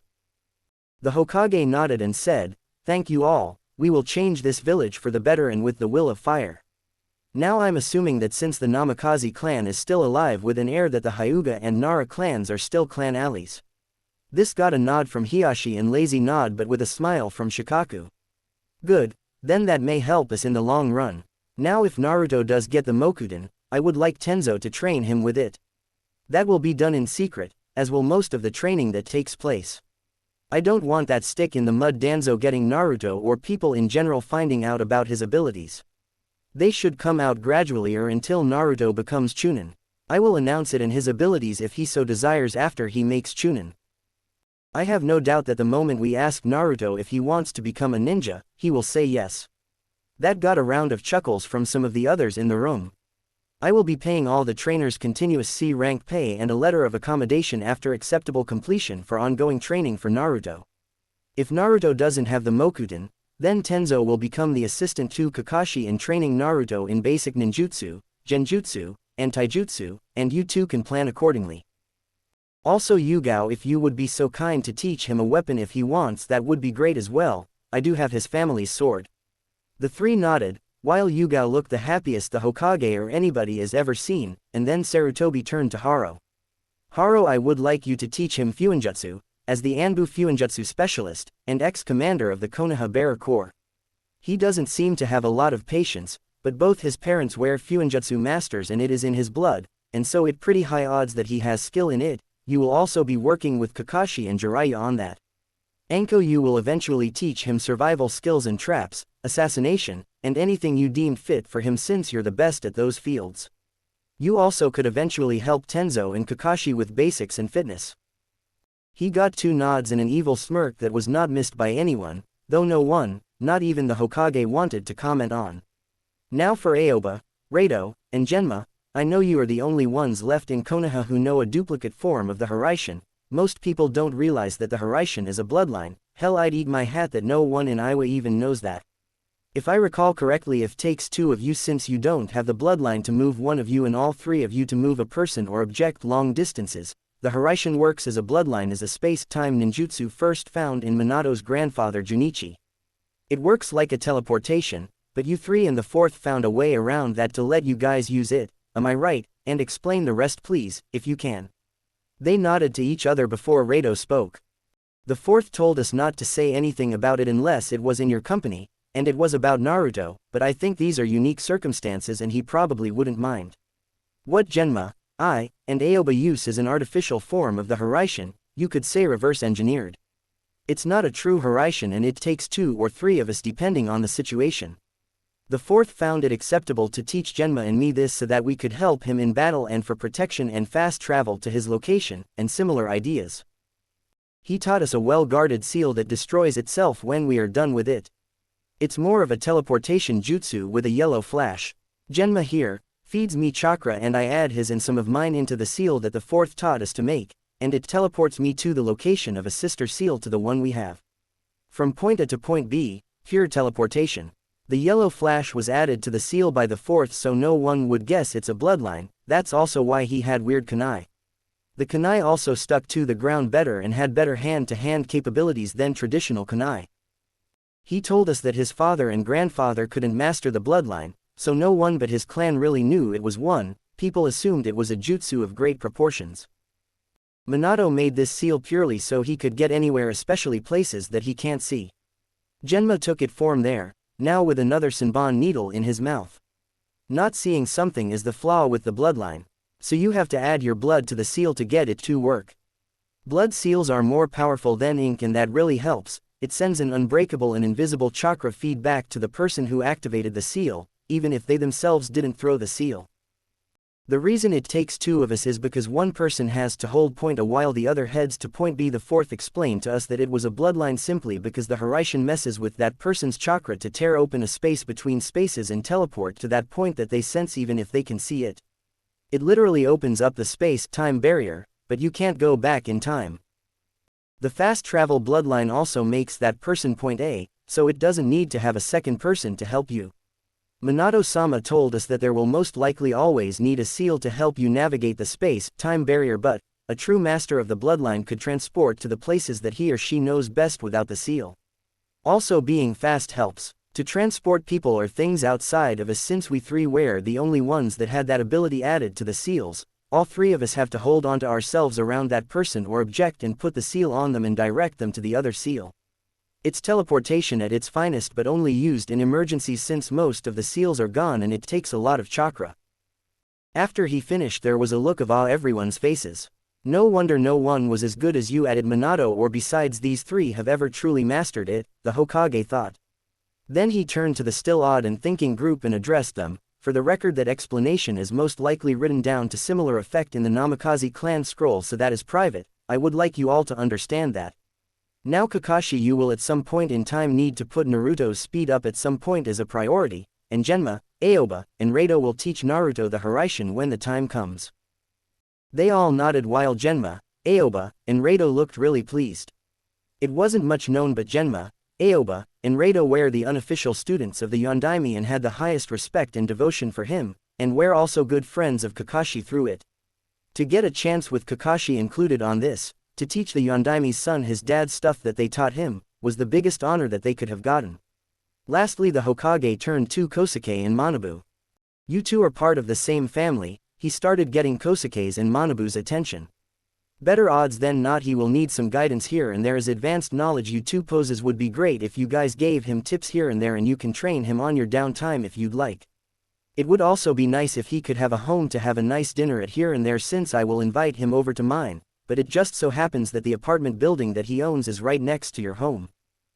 So if you could keep an eye on him for me with your daughter, that would be nice. Manabu and Kosuke smiled and nodded, but it was Kosuke who spoke. For Naruto, anything, he saved my granddaughter and protected his friends, I will do what I can. Sarutobi nodded before turning to Manabu. He'll get the same treatment as our daughter, like you, we gained a grandson. Sarutobi chuckled at that, before drawing it to a close. Now we can show the village what Naruto could really possibly do, despite their ignorance. Now Naruto has some political backing, and some good trainers, watchers, and guardians. Hiashi and Shikaku, I will be sending you a summons when Murakumo returns, for I will fill him in on this. Kakashi, I would also like for you to come back here in 2 days, for I have a B rank mission for you. Yugao, I will talk to you in morning, be here please at 10 a.m. I'll send you all memos when it's time for your teaching sessions, that as long as it won't kill him and isn't too lax, you're free to do at your discretion. Now it's late in. He stopped when he noticed Hiashi had his hand up and was white as a sheet. Yes, Hiashi-san, what can I do for you? Asked the aged Hokage gently, trying to figure out what this was about and why he had his hand up, since he figured he covered all the bases. Getting straight to the point, Hiashi had to ask. When Tsunade finds out what her last living relative was treated like, and as a kid to boot. How much damage do you think she will cause, and who will she kill? A collective shit with one troublesome was said by everyone in the room. Sarutobi, after calming everyone down, assuring Kosuke, Manabu, and Hiashi that they would be the first to get information on their daughter and granddaughter respectfully, and making a mental note to look into the main village's insurance information, told them all to go home, to take the night off, and or enjoy the festival. They all started leaving the room with order. Not before Shikaku asked who would like a drink after that story, in which Kakashi, Rado, Genma, Haro, Aoba, Dr. Yuhara, and Tenzo agreed. Yugao and Anko left to find their friends Kurenai, Henna, and Hayate, with Kosuke and Manabu going home to talk to their daughter-in-law, and Hiashi talking to his wife and brother, leaving a flustered Sarutobi left in the room. Sighing with the thought, that went better than expected, now to keep Danzo and the council on the down low. He then put his crystal ball away and left for the original quiet evening he was hoping for, and thinking about a good night's sleep. All the while in Takigakure, things were happening. Chapter 5: Injuries and a Furball. Due to Naruto having physical contact with Junko and Hinata, they were transported with Naruto to his unattended destination, and it took Naruto around 5 seconds to get to that unknown destination. He lay in the corner of a large room with a single dimmed light over a plain war room-style table with a dozen brown leather chairs in the center. All in all, it looked pretty plain. Naruto himself was lying on the floor on his stomach with blood pooling. Junko was lying to his right, and Hinata to his left on their stomachs as well, and were stirring, but Hinata got up first. The first conscious thoughts that Junko had when she got up was wondering where she was, then seeing a large pool of blood and Hinata crying and shaking someone with bright yellow hair. Then shock before all her memories came flying back to her, and tears started forming in her own eyes. Rushing over to their sides, she immediately tried to put pressure on Naruto's major stomach wounds, but the two kunai were still deeply embedded. Hinata reached over to take them out, but her hand was immediately slapped away by Junko. "Don't, Hinata, if you take those out it could kill him, explained a now crying Junko to a stunned Hinata. My mom works as a nurse at Konoha's hospital. She taught me some first aid. She explained that objects like the kunai, they're embedded too deep to just yank out. We need to stop the bleeding. Through her tears and after taking off and tearing up parts of her brown vest, she's starting to put pressure on parts of the wounds. She calmed Hinata down from her near panic attack a little and got her to help. She instructed Hinata to rip off her Yakuta's sleeves and instructed her to add pressure to another bad wound.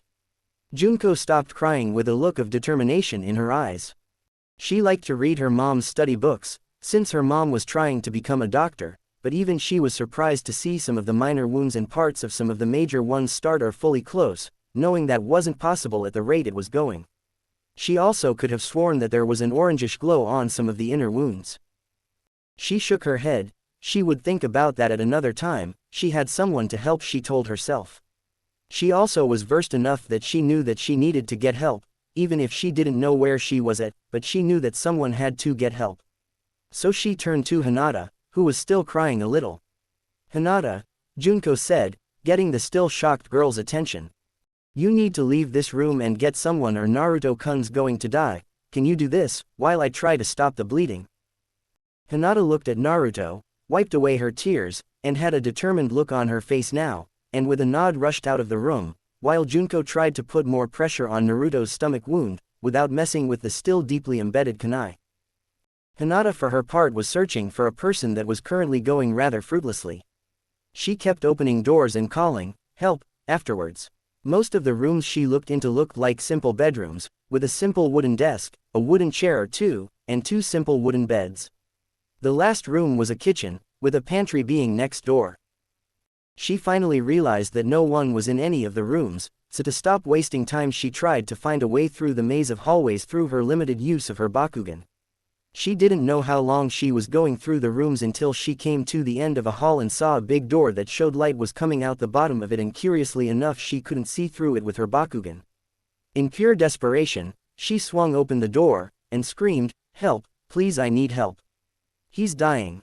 Osamu Sakakita, the leader of Takigakure, was having one of those days. Paperwork, reports of possible sabotage to his defenses, increased possible export prices, paperwork, his advisor Suian's constant complaining, paperwork, and problems with his niece Fu. That last one is exactly why he invited his very close old friend Sarutobi's pupil Jiraiya over to look at the seal placed on his niece Fu. Sometimes Osamu really wished that his brother Ozura and his wife Yui, and Osumu's beloved wife Suruko hadn't died in that mysterious fire that burnt down their house. There was what happened before that caused problems and a rift between him and his brother's wife. Takigakure's head doctor and an old friend of Osumu's, Dr. Hikaru Fujimaki, a man who is also Takigakure's resident seal specialist as well, and the one who placed Takigakure's biggest burden into Fu. Their last Jinchuriki disappeared due to the hate, and instead of coming back the Nanabi did. Osamu knew that their past Jinchuriki was dead but was still rather shocked that the Nanabi came back, surprised as well. However, the Nanabi didn't attack the village but came too close for comfort and had to be sealed. At least no one died in that aspect. It took him and his brother everything that they had to give time for Dr. Fujimaki to do his seal. The only child at the time capable of holding the burden was Fu, who was only 3 months old. Who knows if the Nanabi would have attacked the village or not. Now they were going to have a meeting between himself, Dr. Fujimaki, Fu, and Jiraiya to see if the seal needs work or is stable. Hikaru was proud of his work despite being Taki's head medical ninja, and although not exactly a seal master was close enough to one. Though close enough wasn't good enough, plus Fu was complaining about a voice in her head, and both Osamu and Hikaru agreed that it needed to be checked. So finally getting in touch with Jiraiya, they asked for him to check Fu's specific Jinchuriki seal. Both also wanted to secretly get Jiraiya to sign their Ika Ika books, since he was the author. The meeting commenced the moment Jiraiya came to town escorted by a chunin, and after Osamu and Hikaru got their books signed. Osamu was rubbing his graying black hair, as his long ponytail swayed. He was wearing blue ninja pants, a matching blue ninja shirt with white trim, a mesh undershirt below that, blue ninja shoes, a black shoulder guard on his left shoulder, and a salt and pepper goatee mustache combo. He was really worried that one of the last of his family was going to be taken over by the Nanabi seven-tailed Biju. Hikaru, who had grayish blonde hair, and tan civilian shirt, and pants, 2 scrolls attached to his side, with black fishing boots, and a mesh undershirt on, was walking ahead of him with his skipping 7Y. Niece Fu, who was wearing a short-sleeved baggy white shirt that overlapped her hands, a simple green skirt, and white ninja shoes. She had mint green hair, and orange eyes. Osumu looked at her happy-go-lucky attitude and smiling as she was talking to Hikaru about foods she liked and didn't, who in turn was just smiling at her. Osumu felt tired. He did everything he could to help her, yet most of the village was just plain afraid of her. They flat out ignored her, and walked cautiously around her. She had no one to talk to except him, Shibuki, and Hikaru. He understood their fear, but it didn't mean he had to like it in the treatment she received. It must have shown on his face because he felt a hand on his right shoulder, while Hikaru noticed but kept walking with a still skipping and oblivious Fu toward their destination to a ceiling room in the Takigakure's emergency village bunker, which was unknown to her. Turning around, he looked at the understanding look from Jiraiya, and at the same time pain in his eyes. Jiraiya had huge spiky white hair, 2 shoulder-length bangs on the side of his face, with a rather large ponytail going out his back, and red lines going down his face from his brown eyes. He was wearing a horned forehead protector with the kanji for oil on it, and a huge scroll on his back. He had a wart on the left side of his nose, a green short shirt kimono, matching pants, and a mesh undershirt underneath it, and lastly he had hand guards, a black civilian-style belt, traditional getas, and a red haori with 2 simple yellow circles on the chest area. "Do you know someone similar?" asked Osumu casually with a hint of pain. A moment of silence descended upon the duo, since Fu and Dr. Hikaru were now long out of sight. Finally Jiraiya broke the silence that was beginning to become uncomfortable. "My godson, who doesn't even know I exist yet, is also a Jinchuriki. Sensei told me that you know the details, since you worked close to Minato as well. I sent Sarutobi sensei a letter saying I was going to take over my duties as godfather when I get back later this month, and that we'll talk about it. Naruto shares the same problem Fu does, and from what I hear his situation is worse." Osumu flinched, and didn't even want to think about it. "Jiraiya," Osumu started, "I still can't believe that such a legacy is being treated as such, and in what way? Ignorance seems to hold too much sway these days, and that is pathetic." Jiraiya nodded. "Those reports, Osumu, are what convinced me to do what I should have done all along.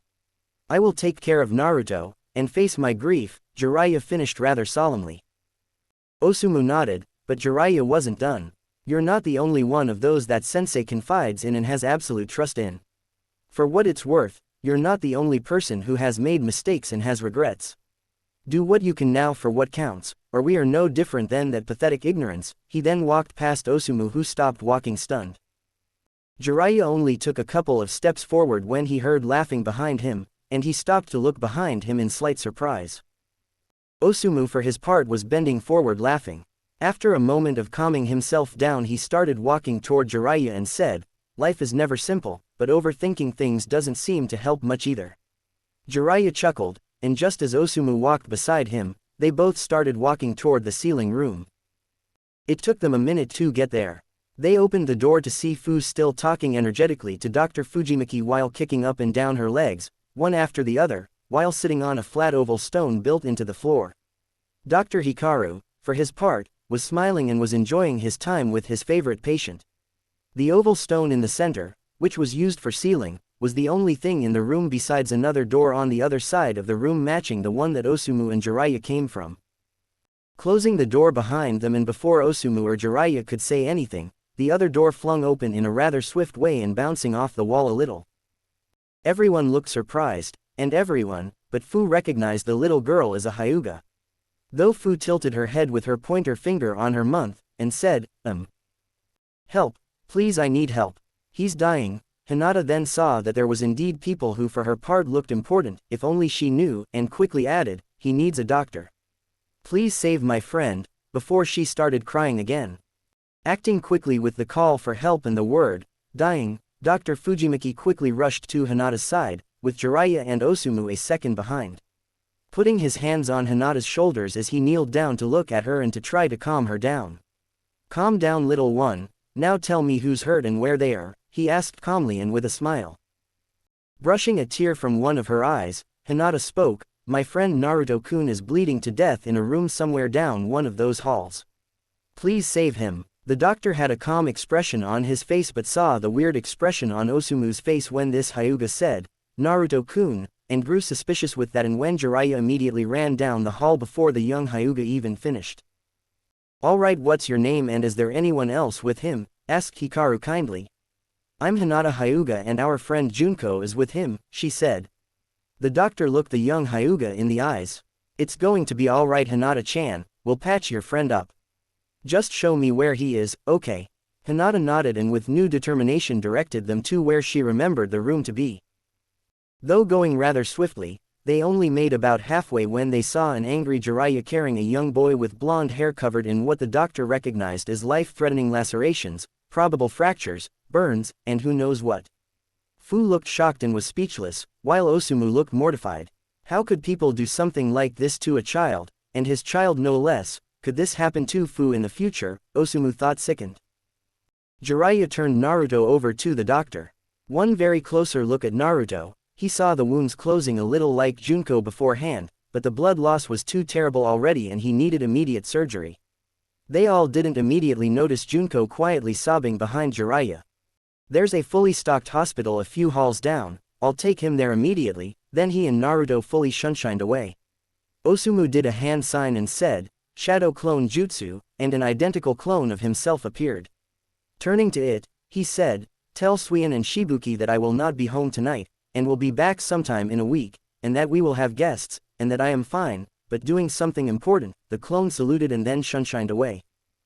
Out of the corner of his eye he noticed Fu still shocked but trying to comfort the other girls, while none of them noticed Jiraiya dismissing a frog with red and white striped clothing, but Osumu. Osumu gave a look to Jiraiya, nodded, opened a door to a bedroom to his left, and then addressed Fu with a kind smile. "Fu-chan, let's look for clothes for these girls, and why don't we go to the kitchen a hall down and fix some food for our unexpected guests, and you can show me how much you've improved, okay?" Fu looked thoughtful for a second, and then looked at the girls her age, and back to Osumu with a nod and a smile. Holding out his hand, Osumu took Fu's hand and started a debate with her on what they should cook. Jiraiya watched them till they went around the corner, and then looked at who was left. Both girls that he mused couldn't be more than 5 or 6 were looking at him with sad eyes. He swore to himself that when he gets back home there will be hell to pay. Just then the head messenger frog Waldo reappeared, causing both girls to jump in shock. "Jiraiya-sama," he bowed and said sarcastically. Jiraiya hated this. He didn't like being addressed with such honorifics unless it was a gorgeous woman, and he knew Waldo was doing this purposely, since he's asked this toad like 1,000 times to stop calling him Sama sarcastically, yet he doesn't. A small smile graced the toad's face before finishing his report but noticed the two girls and carefully relayed the message back by whispering to Jiraiya. "Hokage-sama agreed with everything you said, but to bring Naruto back when he was fine and healed. Kakashi will be here soon with money for Takigakure for any and all expenses and to give them all the money, no matter what. The Hyuga patriarch was with him at the time and said his daughter was fine staying here, as well as that Hokage-sama will talk to some guys named Kosuke and Manabu and that they should be fine with this decision. Well, that's my message, call me when you need me, Jiraiya-sama." Then Waldo puffed away. That last part started getting Jiraiya to sweat to the point of completely ignoring the sarcastic toad's ending comment. "Excuse me, is your grandfather's named Kosuke Maruboshi and Manabu Akado?" he asked while staring at Junko. Not seeing Jiraiya start to sweat, she nodded happily. "Yes, Kosuke and Manabu are my Gigis and my name is Junko Maruboshi." Jiraiya inwardly groaned. The last time he got caught peeping in Konoha, he did it when Manabu's daughter Eri was taking a bath. Next, too long ago when he peeped on Tsunade, it was his only other time he came close to death for peeping. He still had nightmares, and is still wondering how she threw his telescope so fast, and hit him so hard when she wasn't even a ninja. If that didn't happen he would have made it scotch-free and he'd had to replace his favorite telescope too, while also staying in the hospital for 2 weeks for most of the injuries she by herself delivered. Kosuke and Manabu weren't even that mad, stating that he got luckier than the last ones. Now he had one of his worst nightmares, his worst nightmare being Eri and Tsunade chasing and then beating him, daughter and the most likely the Hyuga heiress and another of his ex-student's children as well he had to guard. Great, he had to behave on this trip, but he still needed info, he thought depressingly. Sighing, he turned to each of the girls who looked exhausted, and motioned them into the room that Osumu opened earlier. The room was like some of the ones that Hinata opened earlier. It had a plain wooden desk, 2 beds, and 4 simple wooden chairs. Jiraiya took a seat on one of the chairs while Junko and Hinata sat on the same bed looking like shit, while both were covered in blood, Junko weighing more than Hinata. For the record, you're in Takigakure and I'm a senior Konoha shinobi. Look, I would like to know what happened from start to finish, while we're waiting for some food and clothes. Both girls looked surprised, but Junko didn't look so sure. How do we know you're not going to hurt Naruto-kun like those others? Junko blurted out, all he was trying to do was help us find our way back to our guardians. He didn't do anything to those ninja who suddenly attacked him. Are you gonna glare at him too? For Kami's sake, he said he was living on the streets. She finished yelling at the top of her lungs, and was huffing. Hinata was silently sobbing again. Jiraiya for his part looked shocked and turned pale. He knew it was bad, but him living on the streets. He felt like hell, pure misery for not being there for Naruto all of these years, but that was going to change, and he already had an idea in mind. He just needed Kakashi to get here. Sighing and holding back from punching the wall next to him in frustration to not scare the girls, Jiraiya spoke, Naruto will be fine, that doctor is one of the best that I know, and no harm is going to come to him. No one should treat a kid like that, no matter what. He'll find no harm in my care. I also know that Hiashi, Manabu, and Kosuke both are fine with you being here, girls. I just want to know what happened, can you tell me please? Hinata and Junko were both surprised that their father and grandfathers respectively were mentioned. Junko was still unsure, but something inside her told her that she should tell, and looking at Hinata who nodded in her direction, the two began their tale. By the looks of anger on the man's face, her gut feeling seemed to prove right. The end of the tale came an hour later. Silence fell between the group, only broken when Osumu came in with clothes for the girls and introduced himself. Who then burst out laughing when the girls started bowing when they found out he was the leader of Takigakure. He told them not to worry about it, and that when they're done they should get some rest and that Naruto was going to be fine. Both girls looked like a load was taken off them, but never noticed the, "we have to talk soon," look he gave Jiraiya, who nodded back in return. Jiraiya told the girls that Naruto would have his protection when they got back, which put the girls at some ease, and told them that they should get dressed and that he'll wait outside. As he made it to the door, he told them that they should get some sleep and that he would wake them up when the food was ready. Both girls said, "Hi," and Hinata yawned. He then walked outside the room where Osumu was waiting, and followed him in silence until they reached outside the hospital where Hikaru was waiting outside the door for them. "I would like answers, if I could please," asked Hikaru, looking hard at Osumu and Jiraiya. Both men had guarded faces, but weren't expecting his next spot on next question. "That kid is the Kyuubi Jinchuriki and the fourth son, isn't he?" Osumu looked down, and Jiraiya was still for a moment. "What you just said is an S-class secret," Jiraiya proclaimed. Hikaru put his hands up in surrender, and just shook his head. "Hey, I'm not trying to dig for info, it's just I couldn't believe someone from your village would do something like that to this Naruto fellow, especially since his father was loved by that village if not worshipped like Kami." He finished with a sigh. Jiraiya looked down in shame, and there was quiet for a moment. They are so blinded by the fox that they can't see the similarities. Most of the ninja from what I hear don't even know or seem to have figured it out, yet a ninja from another village gets it in one go. My grief has even made me neglect my godson, something I hope to recertify soon, spoke Jiraiya in a regretful tone. Slight surprise filled Hikaru's face for a second. Hikaru then hmphed before a smile appeared on his face while folding his arms, before pointing with his left thumb to the room behind him. "You'll be happy to know that your godson is a real piece of work. A lot of doctors lose hope in their patients. This kid would put them in their place. The kid fought like hell and is going to be alright." Osumu sighed in relief, and Jiraiya looked like a burden was taken off him. Jiraiya then filled in the two elder men the story, and both were angry and they didn't even really know any of the people involved.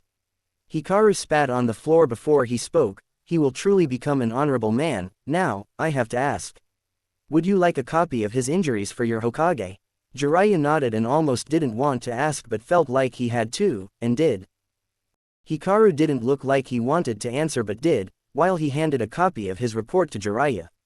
Both the kid's arms were broke in multiple places, 4 ribs on the left and 3 on the right, and his right hand was shattered, his spleen was ruptured, his skull was fractured in 2 places, his left thumb was broke, he had no less than 5 ninja star and kunai puncture holes. I took a ninja star out of his shoulder, 2 kunai had deeply punctured him in the gut, but didn't hit anything important, so thanked Kami for that. He has 2nd-degree burns on about 61% of his body, his right collarbone was fractured, as well as his left leg, foot, and 3 toes, he had a severe concussion, many bruises and cuts, 2 broken toes on his right foot, severe blood loss, malnutrition, and to top it off he's got small traces of E. coli in his system, and early stages of cellulitis on his legs, while his right ankle and leg were also broken. Jiraiya started to silently let out tears as Hikaru was speaking but letting out killing intent by the time it was over, while Osamu tried to calm him down. Hikaru decided that he was going to get to the good news. The good news is that he will be fine with some food and rest, and that none of his injuries are going to be life-threatening. I almost had to do nothing at all, except clean the wounds and take out that ninja star and those 2 kunai. Those injuries are all that I found when I rushed him in there. It could have been worse or about the same, but the fox seems to have healed him almost completely. The fox even sped up his blood-making process that he is in no danger anymore due to his rather severe blood loss. Even the E. coli and cellulitis traces completely disappeared, though he probably won't wake up for a while due to the healing process and severe chakra exhaustion. I have to say the fox probably rushed the job, and he'll be sore when he gets up. The amount of chakra the fox put out was unreal. It healed him fast, but made him incredibly tired. After a moment of silence, besides Jiraiya's silent tears, and praise to Kami for healing his godson from fatal injuries, Jiraiya asked if he could see his godson. The doctor nodded before opening up the door.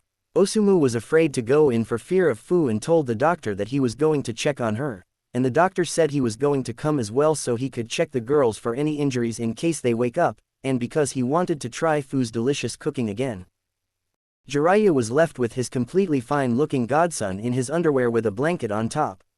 He started to cry loudly this time and promised himself and Naruto that he was going to make it up to him. He stood there for what felt like forever, but finally did leave when Dr. Fujimaki came by to let him know that the food was ready. Before he left the room, he looked one last time at his godson before closing the doors, never suspecting a different conversation was eventually happening in Naruto's mind or the changes that were going to happen slowly over the next few days. Naruto woke up crying. He felt like a failure for not protecting or really getting to know his new friends that he had left. After a few minutes he decided to get up and see where he was, and what he saw confused his mind greatly. He was fine and had no injuries, and he looked to be in some kind of sewer. Exploring a lot of Konoha's sewer system before he knew he wasn't in there. There was little light, and pipes running all over the place. Young Naruto couldn't figure out which direction to go but decided to go forward since there was light in that direction. He came upon a big cage and inside he heard movement. He didn't have to wait long as a giant 9-tailed red fox came upon him. He started shaking a little in fear, but before he could ask, "What's what?" the fox spoke. "So here's my jailer coming for a chat. I'm happy you're up finally. It's been 8 days before a form of consciousness was in you that allowed this link. How do you feel?" Taken off guard a little by a giant fucking fox asking him how he felt, he decided to answer. "Fine," Naruto replied, before staring at the fox in curiosity. The fox just burst out laughing, before saying, "You won't be fine when you wake up. Hell, the amount of injuries you sustained cost me a lot of chakra to heal. You'll be stiff and sore for a while. Though I have to applaud you for protecting your vixens." Naruto may not have been taught much, but that didn't mean he didn't have a vocabulary. Growing up on the streets he picked up a lot of words, and even secretly listened into some of the lessons taught at the orphanage to other kids. He knew basic numbers and many words, but didn't know how to read or write, but he never heard the word, vixens, before so he asked, and only got more laughter from the fox before said fox explained vixen meaning mate. Though the fox did face palm when Naruto asked what mate meant, all the while wondering why stupid humans would make another human stupider. Though did laugh when after the explanation Naruto turned completely red. "I can tell he's going to be a dense one. I may have some fun with this yet," the fox mused to himself. Naruto, wanting to quiet the idle chatter, finally asked the question that was bothering him, What are you doing here and where is here, and didn't the Yondaime Hokage kill you? Asked Naruto, not liking where he was. The fox sighed before answering. That blasted fourth Hokage sealed me in here, and where here is Kit, is you. Where in your mindscape? Naruto was floored. He couldn't believe that his hero the Yondaime sealed the fox into him. Now all those comments his tormentors made a bunch of sense. I really am a demon, he said to himself, but the fox heard him with his sharp hearing and burst out laughing. Ha ha ha ha ha ha ha ha ha. That's a good one, Kit. You a demon. Ha ha ha ha ha ha ha ha ha. This did nothing more than to make the 6-year-old Naruto scowl. What do you know, you fox? He said with pain evident. The fox sighed as he saw Naruto start to tear up again. The fox sighed again before explaining, Kit, don't be like the other ignorant ones. When you look into this cage, do you see yourself? Naruto shook his head. What do you see? Naruto thought for a moment before replying with a foxy grin, something that told even the great Kyuubi no Yoko to be on guard. I see an overgrown furball. The fox's left eye was twitching and he had to silently give the Gaki this one, but revenge was swift. That right, you're an ignorant human, that's denser than Kiri's fog. Hearing Naruto yell, hey. This only served to make the fox chuckle before continuing. You are my jailer and nothing more. A human in body, heart, and mind, but a human sacrifice, a Jinchuriki. Jinchuko? Asked Naruto, interrupting to the annoyance of the fox. No, you stupid human, a Jinchuriki, a human sacrifice. You are the container of a demon but are not the demon themselves. You are cup and I am the tea. Now I'm tired and would like to go to bed. Since if you die, I die. Keeping you alive and then healing you for 8.5 days was a tiring affair and I would like to sleep. Now before I go I would like to explain some things to you. First, tell no one I spoke to you. Seeing that Naruto was about to interrupt him again, he continued swiftly. I want to see what's going on before I reveal some stuff to you that matters. Second, there are 2 pretty little girls who would be happy to see you're awake. This brought a smile to Naruto's whiskered face that had the fox chuckle darkly in his head for the shit he was going to give his container later. I set up a link with you so we can talk mentally, so you don't have to talk with your mouth, just your mind, and lastly I will explain many things to you, Kit, but first I hope you like your body's changes. What? Screamed Naruto, trying to get a word in to figure out what the fox was saying, but was blown out of his mind by a huge gust of wind by the fox with a, "Bye Kit, remember what I said." Seconds later Naruto was outside of mind, but the fox was still musing. Chapter 6, Waking Up. The third Hokage Hiruzen Sarutobi had a busy next couple of days. After Murakumo Kurama and his family got back from their holiday in Hot Water Country, he was summoned to the Hokage to be informed of the history and events. Though not happy, Hiyashi and Shikaku helped quell his anger, and also agreed to help the third in the political aspect in keeping an eye on the young Jinchuriki. The third also gained some of Murakumo's respect again with his newfound declaration of making Naruto's life better as one of his top priorities. Not long after that meeting, Cat and Dog had their meeting together with the Hokage. Both were intrigued by her theory that Naruto was hiding from the Anbu out of fear of them. Something that brought up a lot of questions for all three, but had to be put on the back of their minds till Naruto was brought back. The third also consoled Kat and told her it wasn't her fault that Naruto escaped, saying that she was trying to take care of him and showed him kindness that he wasn't used to. He also explained to the duo that Naruto was stable and fine, but probably wouldn't wake up for a while. Lastly, he had to convince Kat that she couldn't go with Kakashi because she herself hadn't had much rest in the last month, but she would be one of the first to know when Naruto came back. Kakashi left soon after, but to not put fear in Naruto if Kat's theory was correct, Kakashi was sent in his Junin attire. Something that shocked a lot of ninja as he passed them to the gate, since many knew he was one of the longest-running Anbu, well ever. It took him 4 days to get to Taki, and after going through Taki's village security checks he was briefed by Jiraiya on the specifics, before they both visited Naruto, and to say Kakashi was surprised by his new look was an understatement. Though there weren't many changes, that didn't stop him from realizing how close Naruto now looked like his deceased sensei. He also couldn't help but find that it was funny that, like his sensei, Naruto seemed to be a girl magnet, since Hinata and Junko visited him a lot when they were not playing with their new friend Fu. It also was funny when Osumu received the money. It was a huge amount of money and a letter. Osumu almost fell on the floor laughing when he read Sarutobi's note. Dear Osumu, leader of Takigakure. Here is your village's mission payments for the following missions. High S rank mission payment for guarding 3 high-class individuals and their 2 ninja bodyguards for 2 weeks. Higher rank mission payment for taking care of a valuable Konoha citizen and their injuries. Higher rank mission payment for all food, clothing, and shelter for the group.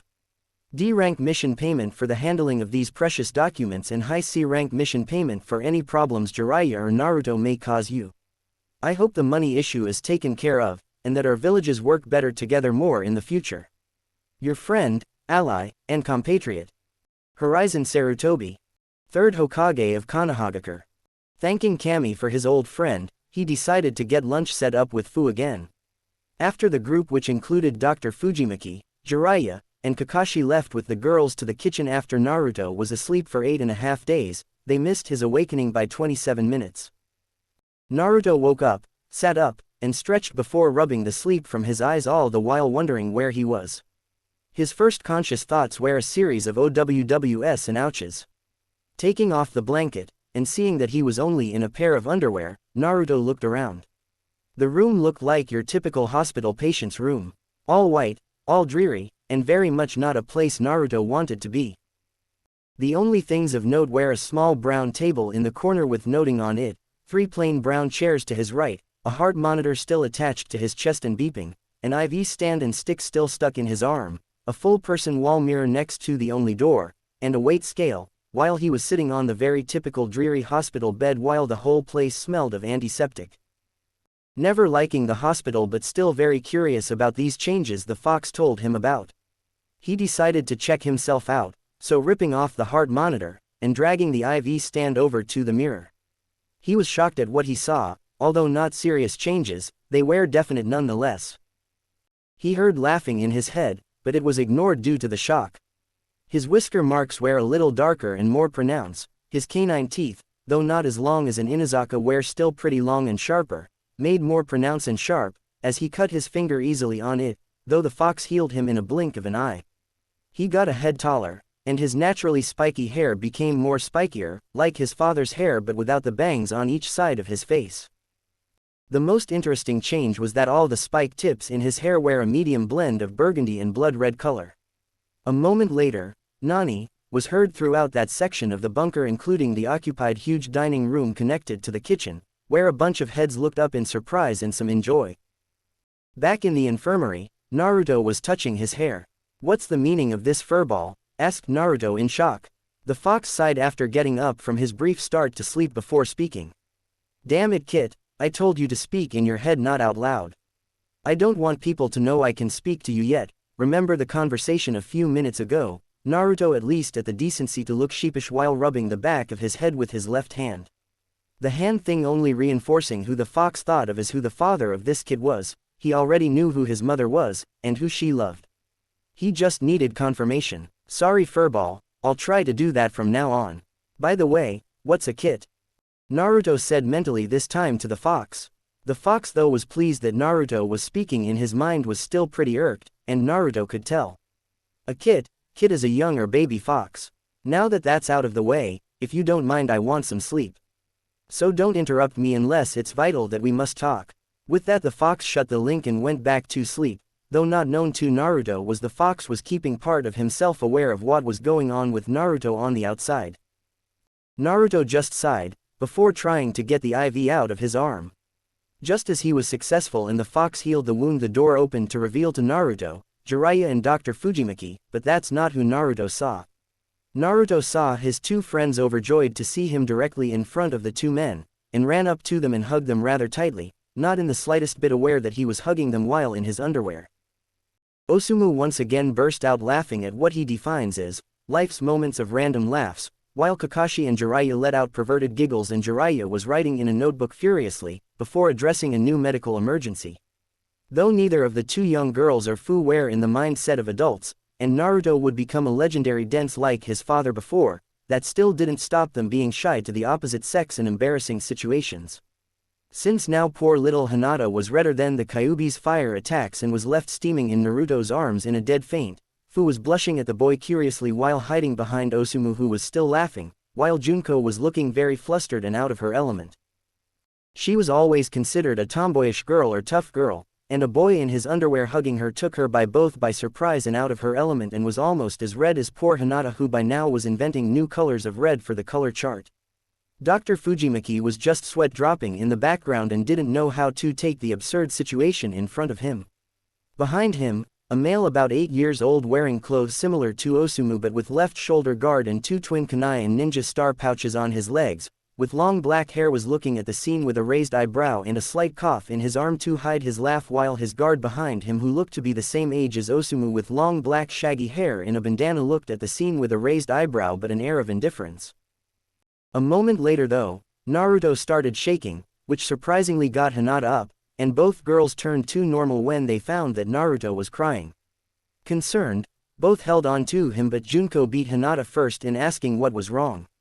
Already knowing what was going on, Osumu heralded his aide Suion and his son Shibuki out the door and closed it behind him, while Dr. Fujimaki decided to turn off the heart monitor and check charts in the background, giving his own sign that he wanted to check on Naruto, but at the same time giving the Konoha group their privacy. Naruto was bawling and hugging the 2 girls in a vice and saying, "Sorry, sorry, sorry," over and over again. It broke heartstrings of all there. "I failed to protect you guys, my first friends. I failed, he explained with tears again before the girls hugged him back and looking at each other on the other side of the hugs and giving a knowing look to each other before turning back to face Naruto. "You didn't fail us, Naruto-kun," started Junko. "Why, you saved us the best you could, and we weren't in JURR at all," Hinata finished, both with determined looks and smiles. Naruto looked at both of the girls with shock, before having a very rare warmth go where his heart and soul were before putting on what would later be called his lady-killing smile. "Thanks girls, that means a lot," he said while a few tears were still falling from his cheeks. Inside though, he was thinking determinedly to never let it happen again. Hinata then did something very bold but instinctually of rubbing tears from her friend's cheek near his eye, unintentionally rubbing one of his whisker marks, which made Naruto's face give an "I'm in heaven" look and turning into the rub while purring. Hinata stopped what she was doing in shock of her actions and its consequences. While everyone else looked at the blonde with his face in bliss, was ignorant to the shocked looks that everyone was giving him. Dr. Fujimaki dropped the chart he was looking at and the fox inside Naruto's gut was open-eyed and surprised. Junko broke out of her stupor to rub the right cheek's whisker marks, starting the purring again and putting Naruto's face into one of now total bliss, and stopped a second later. Junko looked at Hinata, while simultaneously Hinata looked at Junko. Then aloud, "Kawaii," was yelled by the normally terribly shy Hyuga heiress and the tomboyish girl in unison before making on the adults jump back while the girls tackled Naruto. Naruto was in bliss 1 second, surprised the next, hurt a second after that, as his head hit the floor, and then back to total bliss as the 2 girls continued while laying over him and rubbing his cheeks and causing the purring to continue in renewed vigor. Dr. Fujimaki was trying to think how this was possible, Kakashi was speechless, as well as Osumu, who just walked back to the room to find what's going on, and Jiraiya was over his surprise in seconds and now scribbling madly while thinking of writing his next big hit, in which he decided to name Ika Ika, Fox Tales. On another note, it became book 1 of which would later have several additional volumes of the most successful Ika Ika book since the first volume. This went on for at least 10 minutes before, while the adults were sweat dropping as the purring got louder. Then Kakashi's god-smacked brain finally rebooted and he leaned in and asked Jiraiya if the seal was fine. Jiraiya nodded and explained all was fine and there wasn't anything out of place, but had no idea what was going on. A question that they would never get fully explained until they went to heaven and talked to one party-loving deity that likes to get drunk. The conversation took a minute to explain, and when they looked down they found the shy heiress now rubbing her face on Naruto's like a cat, and Junko making swirls on the whisker marks. They decided to end the fun here before it got out of control. Though Kakashi was sure that the situation was already out of control, it being a cute scene be damned. So Kakashi cleared his throat and both girls looked up curiously at the Cyclops-like Junin. Smiling, the young Junin asked kindly if they were done. Both girls realized what they were doing a second later and both had full-blown blushes on their faces, but Hinata looked down and mumbled while Junko looked off to the side. "I'm sorry Hinata-san, I could hear what you said," asked the still smiling Junin.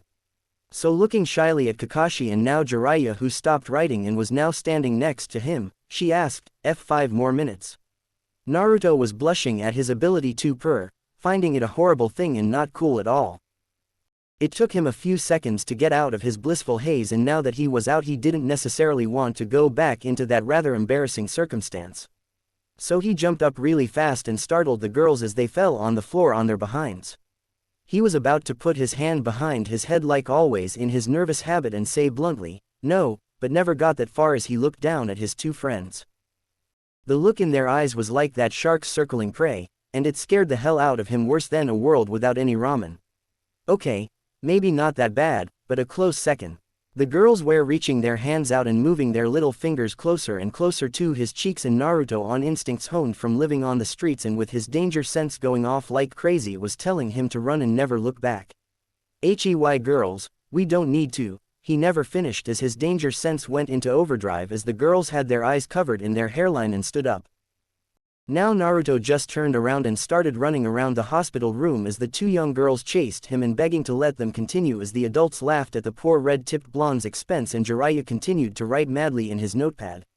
None of them though realized that Suian left the bunker and was talking to three female chunin and a stoic male junin about something devious. Back the bunker, Shibuki and Fu were continuing back to hospital room after dishing up a plates of Fu's home cooking for this Naruto with the help of his cousin's best friend Kegan, who just showed up. Kegan had a thick head of black hair, deep green eyes, and light blue short-sleeve shirt and dark blue jeans on. Kegan treated her neutrally mostly but was still nice a bit, which was better than everyone else outside the bunker. She only wondered what this voice in her head kept asking before stopping outside the kitchen.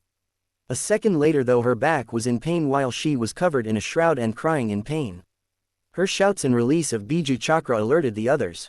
In the other room Osamu and Jiraiya said a collective, "Shit," before racing out of the room hoping nothing bad happened. Before Dr. Fujimaki following quickly behind a spelt second later while Kakashi kept the now sparkling curious eyes of the kids on him. He was praying inside though that the Biju didn't get free while asking the kids silly questions to distract them.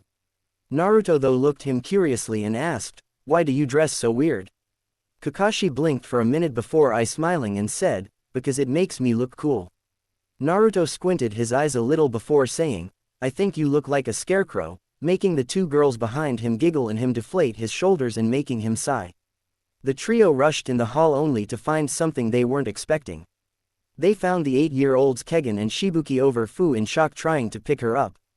Though that being hard to do normally made it incredibly hard for them due to a pair of bright but they had to admit beautiful green wings that looked like they belonged on a butterfly on her back but with greenish chakra surrounding her from all sides.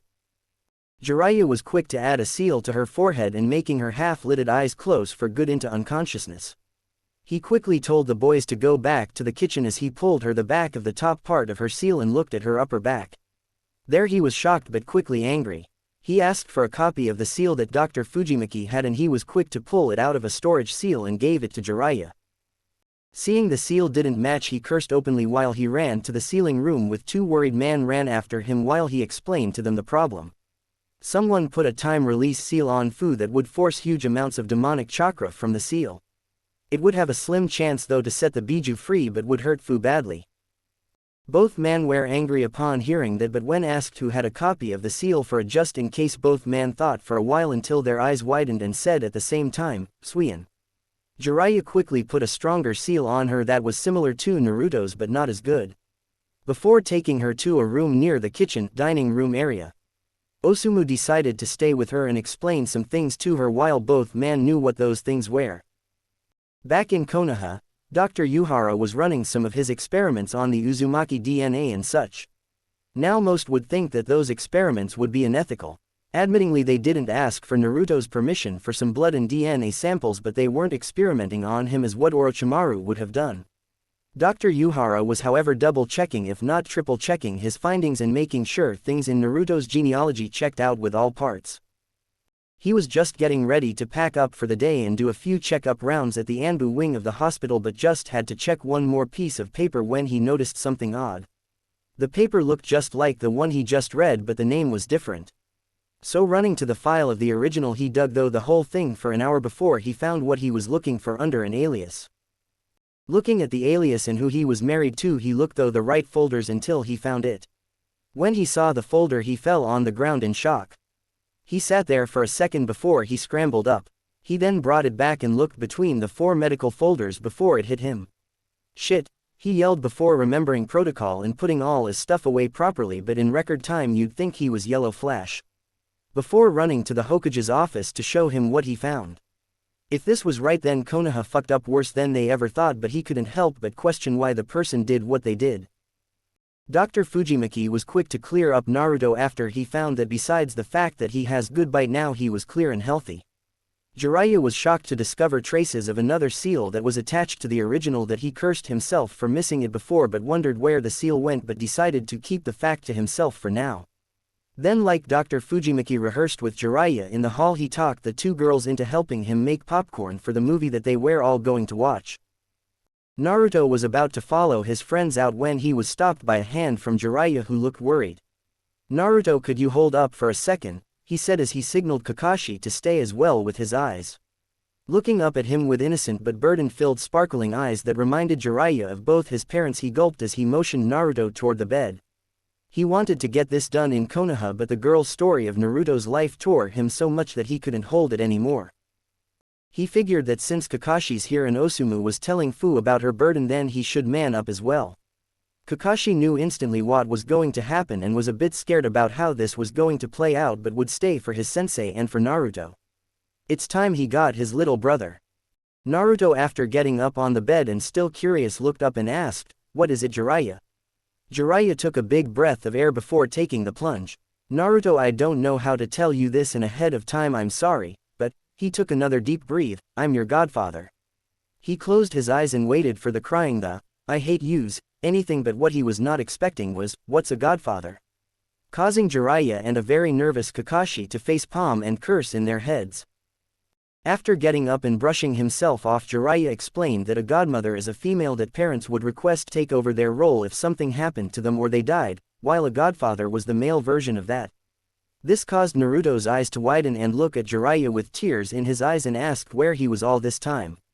Something Jiraiya expected he would ask, and he went on to explain his spy network, but from reports he found that he was on his way back to Konoha to be with Naruto. This caused a still teary Naruto to think for a moment on that before he started crying a little before bawling. What he was the grown men were not expecting was for Naruto to latch onto Jiraiya and ask, "Can I stay with you now then?" This broke the dam, and after Jiraiya said yes, Naruto broke into tears of joy and into excitedly ballistic celebrating of dancing around the room. He stopped though when he realized that something was hinted, and he looked back at Jiraiya and asked about his parents. This is what Jiraiya was nervous about, but explained everything that the third explained to the room full of ninja to Naruto, including the part about Tsunade being alive and the fox, as well as why all of it was hidden and why the secret were meant to be hidden still, and why Naruto was picked to hold the fox.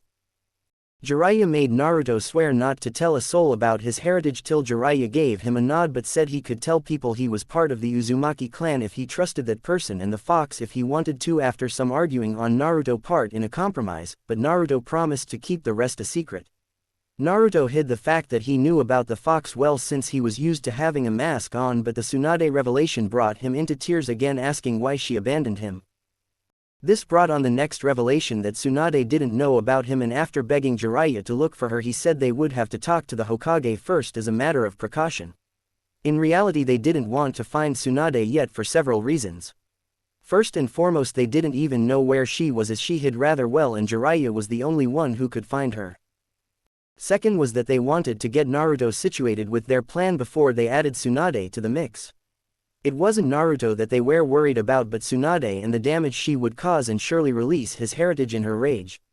Not to mention, if they made up a bit with Naruto, it could lessen the damage that Tsunade was sure to throw around in Konoha, as she would tell people that Naruto was at least part Senju. Kami still helped them though. They wanted Naruto to be able to defend himself a bit first before they opened that door, and so with that well-placed excuse they went upon to explain Kakashi and that he was Naruto's surrogate older brother. After explaining what surrogate meant, Naruto was happy to gain a brother figure, and a little to Jiraiya's disappointment, Naruto loved to climb up Kakashi back, a lot, and get his Nissan piggyback rides, though he sweet-talked Jiraiya into them as well. Not long after getting acquainted with both and hearing stories of his parents and clans from both and their histories, both asked Naruto to explain his story of his life in the village and where he stayed exactly and why he hid. Kakashi though knew a bit about the situation more than most, he and Jiraiya were furious about the torture and hell inflicted upon Naruto for the past few years, starting at the orphanage and going into his life on the streets. They were both, however, surprised and proud of Naruto's cunning and creativeness, though. Especially in two parts besides just his basic survival and hiding skills.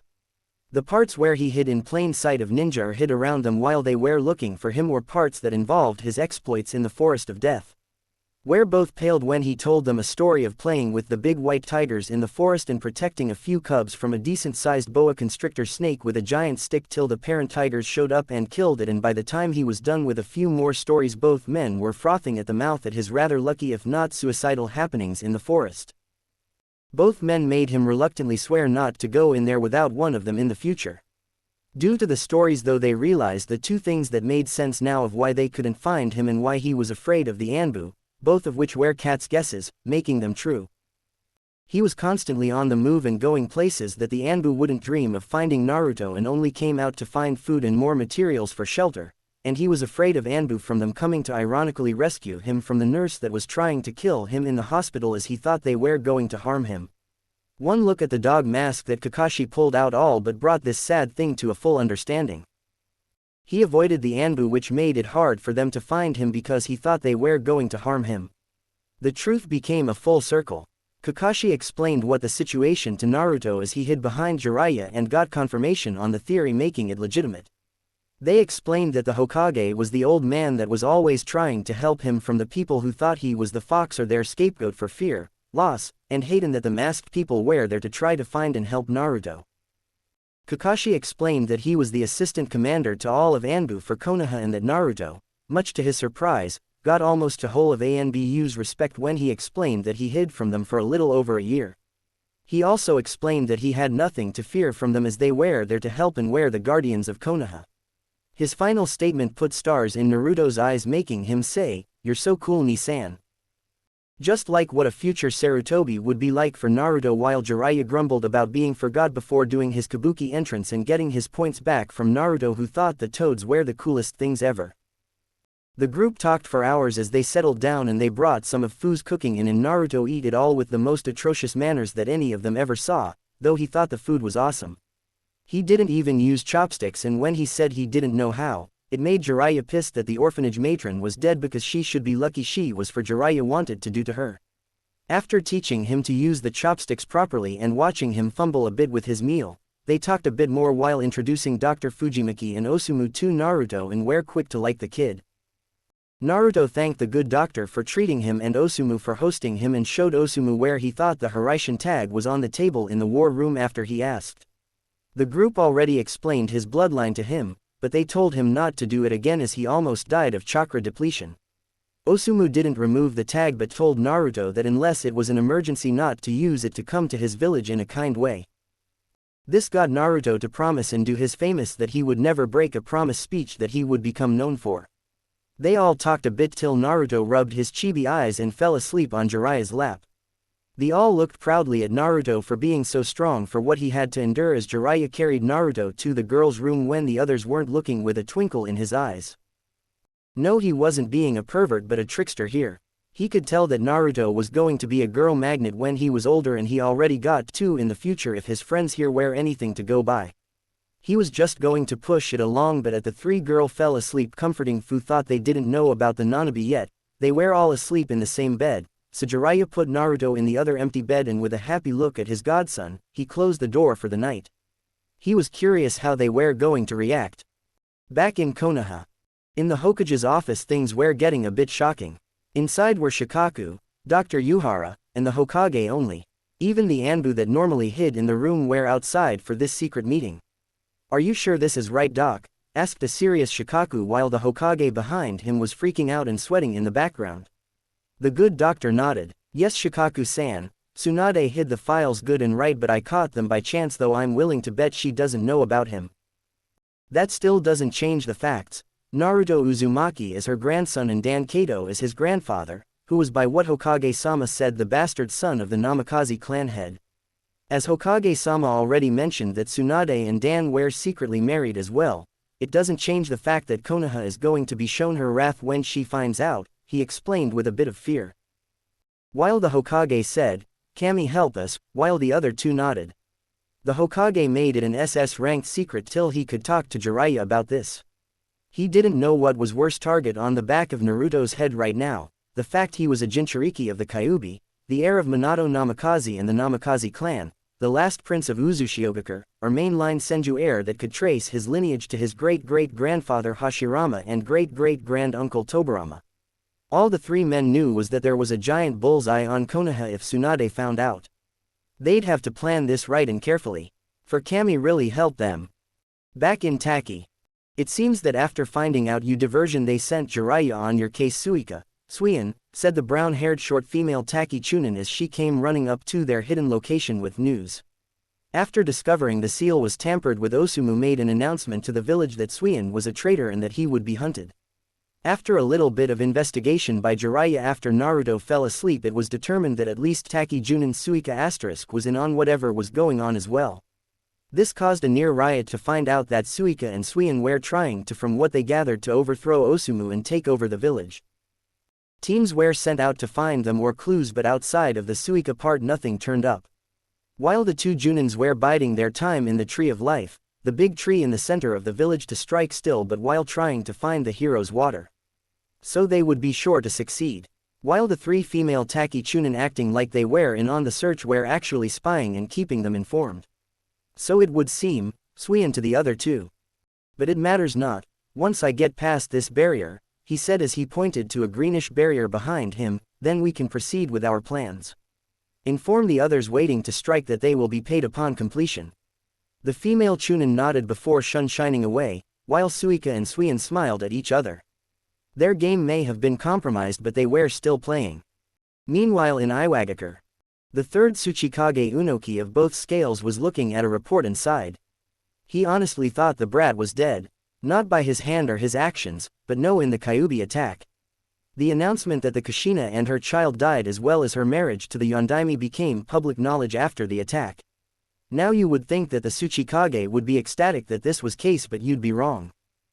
He never wanted to end up in the Third Great Shinobi War, but his very old daimyo wanted more land and power, so he sent troops out to do that, knowing a war would break out. After the yellow flash of Konoha, Minato Namikaze killed 319 of his ninja with one move while rescuing 4 ninja that were left of what would have been a certain victory in their land part, and a few more bad skirmishes during the war. He sued for peace while he, with the help of the daimyo's only surviving heir, his nephew who was more understanding to the situation, planned a coup, and the next day after it was successful and the old earth daimyo was dead. The peace treaty happened a few days after that. A few months later, despite the Yondaime trying to keep it hidden, Unoki's spies discovered that he was married and going to have a child. He sent a letter wanting to meet just cage with one bodyguard to cage with one bodyguard. Minato agreed. True to both their words, they only had one each. Unoki brought his son and Junin commander Kitsuchi after explaining his plan. His country, despite its better communication with Earth country's capital and political climate, was doing poorly economically, while Fire country and its rather central location were booming, one of the many reasons that the war started by the jealous old Earth daimyo. Minato brought Junin and close friend Akihiko Yumino with him. They four were the only ones who knew what they were about to do, and for 2 days made a treaty that was bound by marriage between Naruto and Kitsuchi's daughter and Unoki's precious granddaughter Kuretsuchi. Minato didn't like using his son like this but agreed to keep it a secret for now. He was afraid of his wife's reaction, while the other agreed to it as well. Each were given a copy of the military and economic pact that were make the former enemy villages that were extreme rivals become allies. It was a major alliance that would eventually allow Iwa to get in good graces with Sunagakure, Takigakure, Hoshigakure, and Kusagakure. Kusa may have been a stretch, as both Iwa and Kusa have had long-standing feud. The treaty would hopefully at least allow some breathing room for them to work it out, and it would sure shock the world. The treaty though was kept secret because the Tsuchikage made sure that marriage was the key to the treaty. Many enemy nations or groups would do anything they could to possibly stop such a union or cause a civil war within Iwa, and more than anything both sides feared for their respective children that they decided not to announce it until Naruto was 12, since Kuretsuchi was 2 years old when they met the Konoha party for the alliance meeting. The problem with the matter was that both Akihiko and Minato died the night of the Kyuubi incident, and the treaty was left in the Namikaze clan scroll that was locked in Namikaze estate that no one but Naruto could enter. So no one in Konoha knew about the treaty. However, their spies just confirmed that Naruto was alive and living and that he was possibly the Jinchuriki for the Kyuubi. This made both Unoki happy and sad. Sad because he would be giving away his granddaughter to Konoha, just leaving her brother Akatsuchi as his only heir left in the village besides his son, who he hoped would take his mantle one day once he gets a bit stronger.